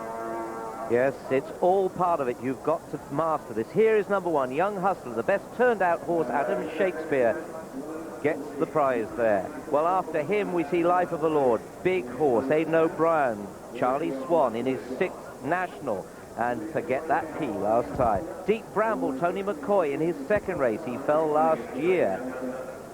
Trainer Paul Nicholls, Son of War is after him, the grey horse. He's very, very relaxed, and that will be a big help later on. Good luck to Peter McCreary, 8 to 1 from 15 to 2. After him, Lusty Light looks ready for the fray. I hope he gets further than he did last year. Warren Marston's 2nd ride. Party Politics, huge giant of a horse. Carl Wellens, 5th ride. He's won. He's fallen. He's unseated rider twice. Carl will want another win here. Rough Quest after him, the favourite at 13 to 2. Mick Fitzgerald having his 2nd ride in the race. He fell at the 1st last year. Chatham after him. I think he's probably a lighter than yesteryear. Jonathan Lower having his 3rd ride in the race. He's pulled up to finish 6th. Superior Finish, Richard Dunwoody having his 11th ride in the race. 8 to 1 from 17 to 2. A big contender here for Jenny Pittman. 10 is Captain Dibble. Rita Vaughan's colours this, and Tom Jenks having his 3rd ride. He's refused and unseated. He'll want better today. 11 is Rust Never Sleeps. Trevor Horgan having his 2nd ride. He fell at the 6th in 94. Bishop's Hall and Marcus Armitage, the amateur, very good rider, having his 5th ride. He's won the race on Mr. Frisk. Wild Hyde from Ireland in J.P. McManus's colours. Franny Woods having his 2nd ride. Fell at the 21st last year. Antonin, his trainer Sue Bramwell, is going to Ireland to train. John Burke having his 1st ride in the race. Good luck to you, John.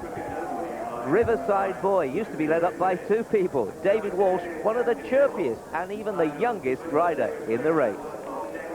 Bavard Jur. Now this horse is fancied at a long price. He's 50 to 1. 2nd ride for Jason Titley. He won it last year. Encore un peu, one of Martin's trio runners, David Bridgewater. His 3rd ride, he's been brought down and fallen. Sir Peter Lilly after him in the blue blinkers. Mickey Hammond trained. Chris Bomber's 2nd ride. He was 3rd last year on over the deal. Brackenfield in the diamonds there. Guy Lewis having his 1st ride, 100 to 1. Over the deal, 3rd last year, but Tim McCarthy gets the ride here. It's Tim's 1st ride, the son of Dennis McCarthy, the late Dennis, who was a good rider, 50 to 1. After him, into the red, he's been round here no end of times. Richard Guest having his 4th ride. He was 2nd on Romany King. Green Hill Raffles, bought only earlier this week. He was 2nd ride for Martin Foster. Vicomte de Valmont comes next, there for Paul Nicholls again. Philip Hyde's 2nd ride. He was 10th in 1995. Over the stream for Kim Bailey and Andy Thornton. Andy having his 1st ride in this huge contest. 3 Brownies after that. Paul Carberry having his 2nd ride. He fell at the 27th last year, but just a slight hiccup there. That's the worst that happens to 3 Brownies if you're all right. Far Senior and Tim Ely for his owner Peter Vegman, who bought him only last week at the sale. And one more, last but not least, the Ginger McCain runner, Shaw Metal. His son Donald having his 1st ride in the race. I know Mother Beryl will be really, really worked up at this stage, but this horse pulls like stink, and he is very, very strong.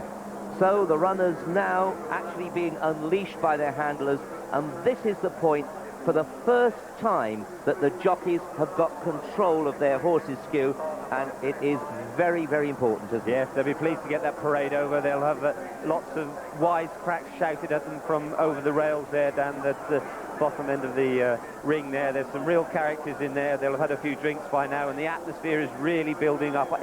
I'm getting butterflies in my stomach already, and somehow it's almost worse than when you were riding. Well, now it's time to join our commentary team for the race itself. That's John Hanmer, Jim McGrath, and first, of course, Peter O'Sullivan. Just taking a turn there, most of them, after having a look at the first fence. That's Wild Hyde nearest to us. Then number 14, you can spot his number, that's Antonin. Superior Finish just walked away from it. This is Behaviour just coming to have a look. Then the horse with the white blaze nearest to us.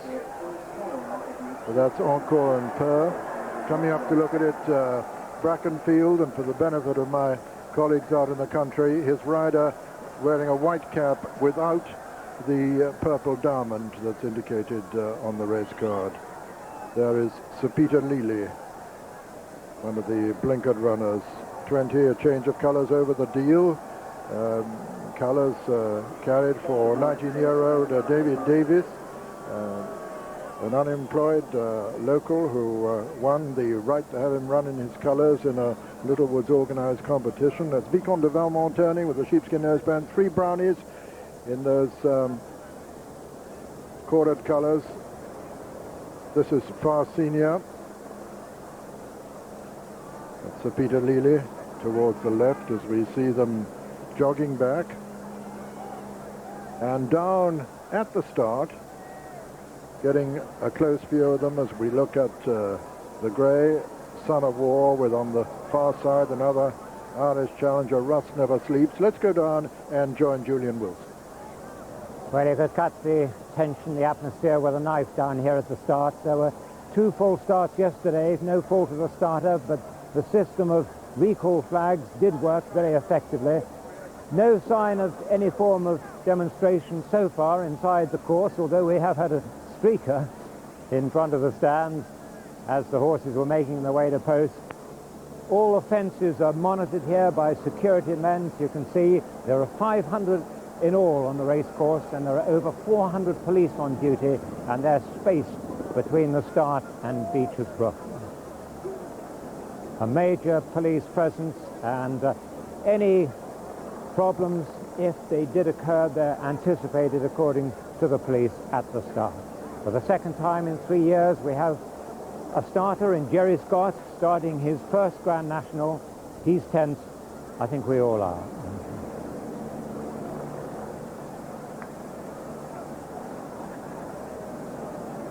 And Rough Quest is still favourite here at 7-1, easing slightly from 13-2. Young Hustler 8-1.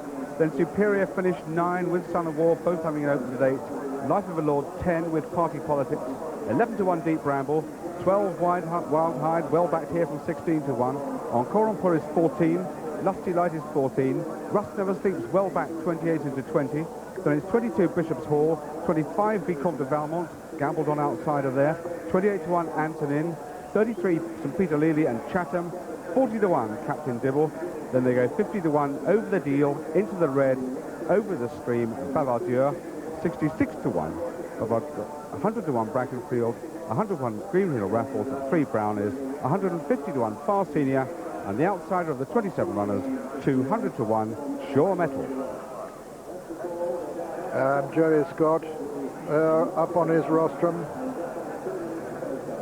Been looking very tense today, Jerry. Much more tense than he did in 1960 when he was getting aboard Merriman to win the first televised Grand National. This is Lusty Light nearest to us. Good to see Warren Marston back in the plate after a nasty fall. That's 3 Brownies. That's the grey, of course, Son of War.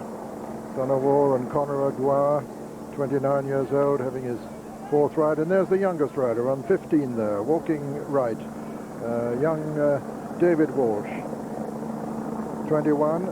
Rode a double at Bangor yesterday, and here's Rough Quest himself.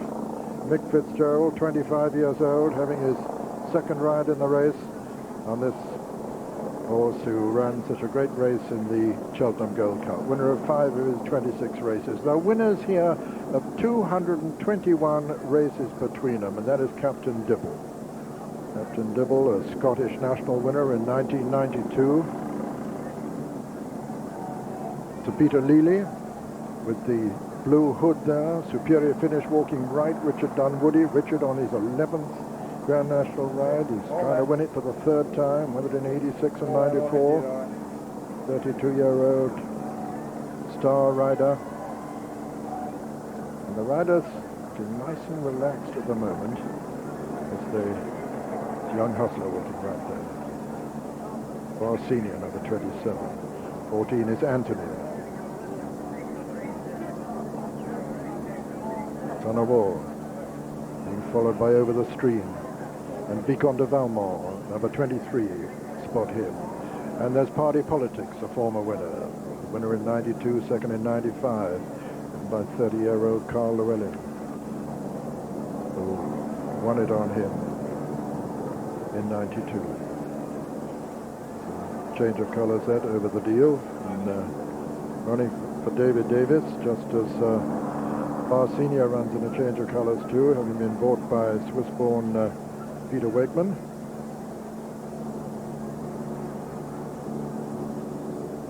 Rough Quest being followed by Brackenfield in the blinkers there. There are just 5 overweights. Let me just tell you, Superior finish 1 pound overweight, 1 over Bishop's Hall. But I'll interrupt myself to say 7-1 it is now. Rough Quest, 8-1 Son of War, 17-2 Young Hustler, 9-1 Superior finish. Overweight also Vicomte de Valmont, 1 pound over, and they're being called in now, and a little bit too much of a rush towards the tape for Jerry Scott.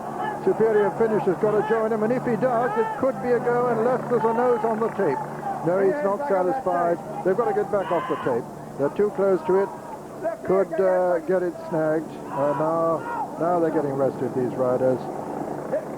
Lusty Light with Mark Pittman down there, holding him to walk in with him, make sure he gets a turn. Sure Metal being led in as well. And now Wild Hyde turns. Sure Metal and Superior finish. A little bit out on their own.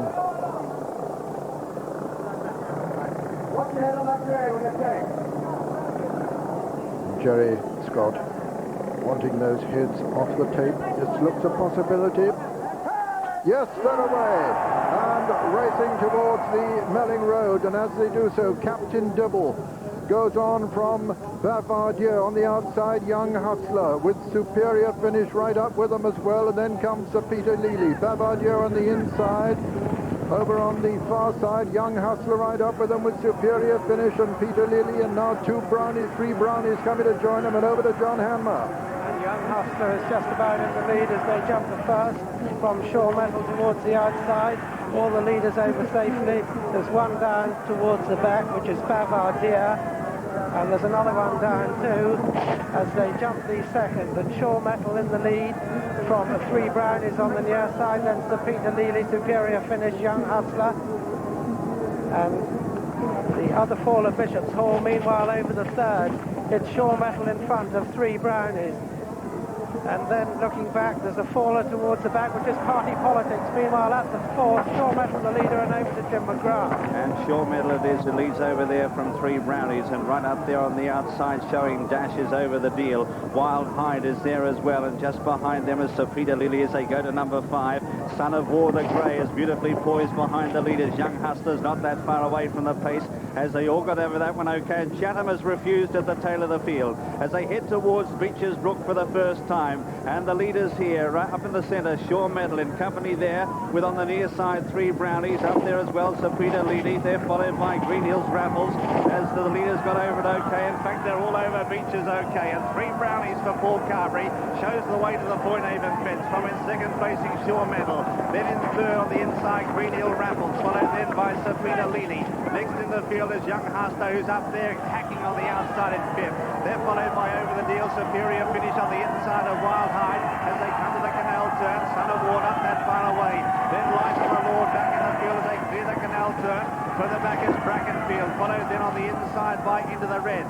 Well back in the field is Rust Never Sleeps from Deep Randall as they go now to Valentine's, and the leaders got over it safely. Among the tail enders is Encore and Purr, Lusty Light, and well back in the field Vicomte de Valmont with Captain Divil as we rejoin John Hanmer. And coming to the 10th, and the leader, Shaw Metal. In second place, 3 Brownies, then Young Hustler on the outside. The back marker streaming over. Didn't see a faller there as they come to an open ditch. Fence number 11, and it's Shaw Metal from Young Hustler, 3 Brownies, then Over the Deal. They're followed by Sir Peter Lely, then Greenhill Raffles, then Wild Hide, Superior Finish. And just behind them, Life of a Lord as they come to the 12th fence. Shaw Metal's going to take it in front of Young Hustler, Bishop's Hall. Then Over the Deal comes next. And just in behind them comes Sir Peter Lely, then Green Hills Raffle, Superior Finish, Wild Hide, Life of a Lord, Riverside Boy, Deep Bramble, then Rough Quest, Brackenfield, and they're followed by Son of War. Behind Son of War is Encore and Purr's made a bit of ground, then Rust Never Sleeps and Antonin. Behind them comes Into the Red, and then a gap to Far Senior and Over the Stream, and then Lusty Light and Vicomte de Valmont and Captain Dibble as they go to the next and over to Peter O'Sullivan. And still blazing the trail, 3 Brownies on the inside of Shaw Metal. These two, Shaw Metal and 3 Brownies, with Young Hustler prominent in third. They've got a loose horse between 3 Brownies and Young Hustler. Shaw Metal coming to this. The Sheepskin Noseband lands just in the lead from 3 Brownies.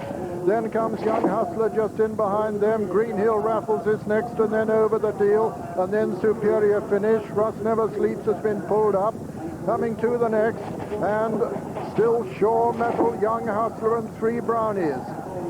They're heading on the far side, Sir Peter Lely, Green Hill Raffles well up there too. Son of War, the grey over on the far side, being followed by Into the Red and Riverside Boy, and this is the chair, and 3 Brownies, and Shaw Metal and Young Hustler, the 3 leaders, and going smoothly in the lead, and they're all over the chair and coming down to the water. And as they come to it, 3 Brownies landed in the lead from Young Hustler in second. Third was Shaw Metal. Fourth, Sir Peter Lely. 5 on the inside is Green Hill Raffles, and on the outside then is Into the Red. Behind them come Riverside Boy and Brackenfield, and then getting closer is Son of War. Then on the outside is Life of a Lord. Just in behind Life of the Lord, and travelling well is Rough Quest, moving towards the outside, but still it's Young Hustler, 3 Brownies, Shaw Metal, Brackenfield, and Green Hill Raffles disputing it as we rejoin John Hanmer. Coming to the 17th, 3 Brownies on the inside with Young Hustler. Brackenfield's right up there too. Towards the outside, Life of the Lord and Rough Quest making ground. Far Senior's tailed off, and so it's Vicomte de Valmont as they come to the 18th. Young Hustler disputing it. Over the Deal's right up there too. Then Life of the Lord on the outside, 3 Brownies on the inner, then comes Son of War. Sir Peter Lely's right there, so's Brackenfield. Deep Bramble and Rough Quest are right on turns. Then Into the Red, over the 19th, an open ditch. And it was Young Hustler who landed in the lead there. Brackenfield has fallen, and as they go to the 20th, it's Young Hustler, 3 Brownies, Sir Peter Lely, then Riverside Boy who's made ground, and Over the Deal, and here's Jim McGrath. And Young Hustler in the centre, running the race of his life. Up there in the van here from Riverside Boy and Sir Peter Lely. On the near side, 3 Brownies, and further out then is Over the Deal from Life of the Lord. Rough Quest is going very wide as they go to the 21st. Riverside Boy went through the top of that. The grey Son of War about 10th position on the inside here of Over the Stream. Superior finishes out very wide with Rough Quest as they come now towards Beaches the second time. And it's Young Hustler who leads them out in the centre by a couple of lengths here as he comes to Beaches and jumped it well. From in second placing Sir Peter Lely. Then in third on the inside follows 3 Brownies from Encore and Purr, who's steadily making ground. And back towards the rear as they go towards the next. Life of a Lord gets through that from Riverside Boy. They're followed then by Over the Deal. Further back is Deep Bramble, Superior Finish. Son of War starting to make some ground. Rough Quest is in centre field, has lost ground. Fast Senior's been pulled up as they go to the canal turn. Further back in the field, here's Wild Hyde as they go over that one. And Son of War has gone unseen to the right of there. Well back in the field is into the red from Captain Dibble, Vicomte de Valmont. There follows then back in the field by Green Hills Raffles as they go over Valentine's now. And Lusty Light is last of all. Wild Hyde has gone there. And second last short medal as we rejoin John Hanbar. And they've got 5 to jump. And Young Hustler led over that one from Encore on Per. Then Sir Peter Lely right there. Just in behind them on the inside. 3 Brown is still there. Then Life of a Lord and Rough Quest, who's made ground. The last open ditch, 4 out, and Encore on Per. Standing just in front of Young Hustler. Then 3 Brown is Sir Peter Lely. Life of a Lord, Rough Quest, the gap to Deep Bramble and Superior finish. And then over the deal as they jump the third last. And 3 Brown is Encore on Per, and Young Hustler took it together. They're clear of Rough Quest. Then comes Sir Peter Lely, Life of a Lord, Deep Bramble, Superior finish over the deal, Riverside Boy and over the stream, and they're well clear of Antonin. And as they cross the Milling Road now with 2 to jump, and it's back to Peter O'Sullivan.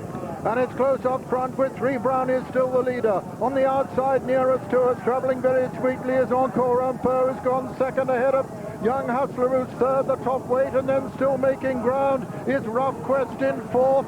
In behind Rough Quest is Sir Peter Lely. Behind Sir Peter Lely is Life of the Lord. But as they come down now to the second last fence in the National, it's Encore on Per is going to land in the lead from 3 Brownies and Young Hustler, but Rough Quest still making steady progress. They're coming down now towards the final fence, and it's Encore on Per, the leader. It looks as though Rough Quest is going to be the challenger. Encore on Per over it, Rough Quest over in second. Young Hustler's over in third, 3 Barney's 4, racing towards the elbow, and it's Encore on Per from Rough Quest. Encore on Per, written by David Bridgewater from Rough Quest. Rough Quest coming to tackle him towards the near side. Rough Quest, the Gold Cup second, is now striding away, and Rough Quest is going to win the 1996 National. Rough Quest comes up to the line to win it. Rough Quest is the winner. Encore on Per is second. It's going to be very close for third. And up the line it's a photo with Sir Peter Lely possibly just getting up to head Superior finish and Young Hustler. Sir Peter Lely probably third, just ahead of Superior finish and Young Hustler, but it's a photo for third, fourth and fifth places, but no doubt about the winner. A brilliant performance this by number 7, Rough Quest, owned by Mr. Andrew Waits, trained by Terry Casey and written by Mick Fitzgerald. Second was number 17, Encore on Per, owned by Mr. Vincent Nally, trained by Martin Pipe and written by David Bridgewater. It's a photo for third place, and it's very close. A photo between Sir Peter Lely, Young Hustler and Superior finish, but the dramatic sequel is that there is a Steward's Enquiry. A Steward's Enquiry, and will they be looking at the possibility of any interference from the last fence? This is Mick Fitzgerald, and here they come to the last fence with Encore on Per, the leader, from Rough Quest, who lands in second, just ahead of Young Hustler, seemed possibly to go across Young Hustler marginally, but here Encore on Per, written by David Bridgewater. David, who sneaked a look over his left shoulder to see Mick Fitzgerald making progress, and Mick is going to switch now towards his outside, and here he comes to challenge him. Did the stewards feel that in any way Rough Quest inhibited the run of Encore on Per as he went over to the rails? Here comes that announcement over the public address, and it concerns, I repeat the public announcement, possible interference between the first and second. Well, I'd be surprised if at the end of a national the outcome was affected, but of course this now will be closely scrutinized by these stewards who have the benefit of a head-on camera, a lateral camera, a scout camera from behind them. Meanwhile, the outcome is first, number 7, Rough Quest, the 7-to-1 favourite. Second, number 17, Encore and Per, 14-to-1. And you can't blame Rough Quest for breathing on the camera lens there, because he's still got a little bit of puck left. And we've lost that caption of the third horse. And a wonderful moment this, after his second ride in the National for Mick Fitzgerald. He's 25 years old, and one of the outstanding horsemen, currently riding under National Hunt rules. A marvellous performance by this horse, who ran a gallant second in the Gold Cup at Cheltenham. He's paid a tremendous compliment to Imperial Call in the process of gaining this great triumph. Encore en Per, really desperately disappointing for David Bridgewater, because he must have felt that he had it in the bag, but so often have fortunes changed from the last fence. A marvellous run by Encore en Per, French-bred horse. Here's the head-on. There's Encore en Per, of course, towards the right, being challenged now by Rough Quest. And they do come very, very close together. And he does definitely go over a little, doesn't he? Officially third was number 9, Superior Finish. Second, number 17, Encore en Per. Third, number 9, Superior Finish. Fourth, number 18, Sir Peter Lely. And Sir Peter Lely was officially placed 4th. And 5th horse was Young Hustler. And the 6th horse was the long-time trailblazer, 3 Brownies. There's Sir Peter Lely's rider, Chris Bonner weighing in, having had a wonderful ride. Mick Fitzgerald, Mick not looking as elated as a national winning jockey usually does, because of course there is this rather more serious than it first appeared Steward's Enquiry in progress.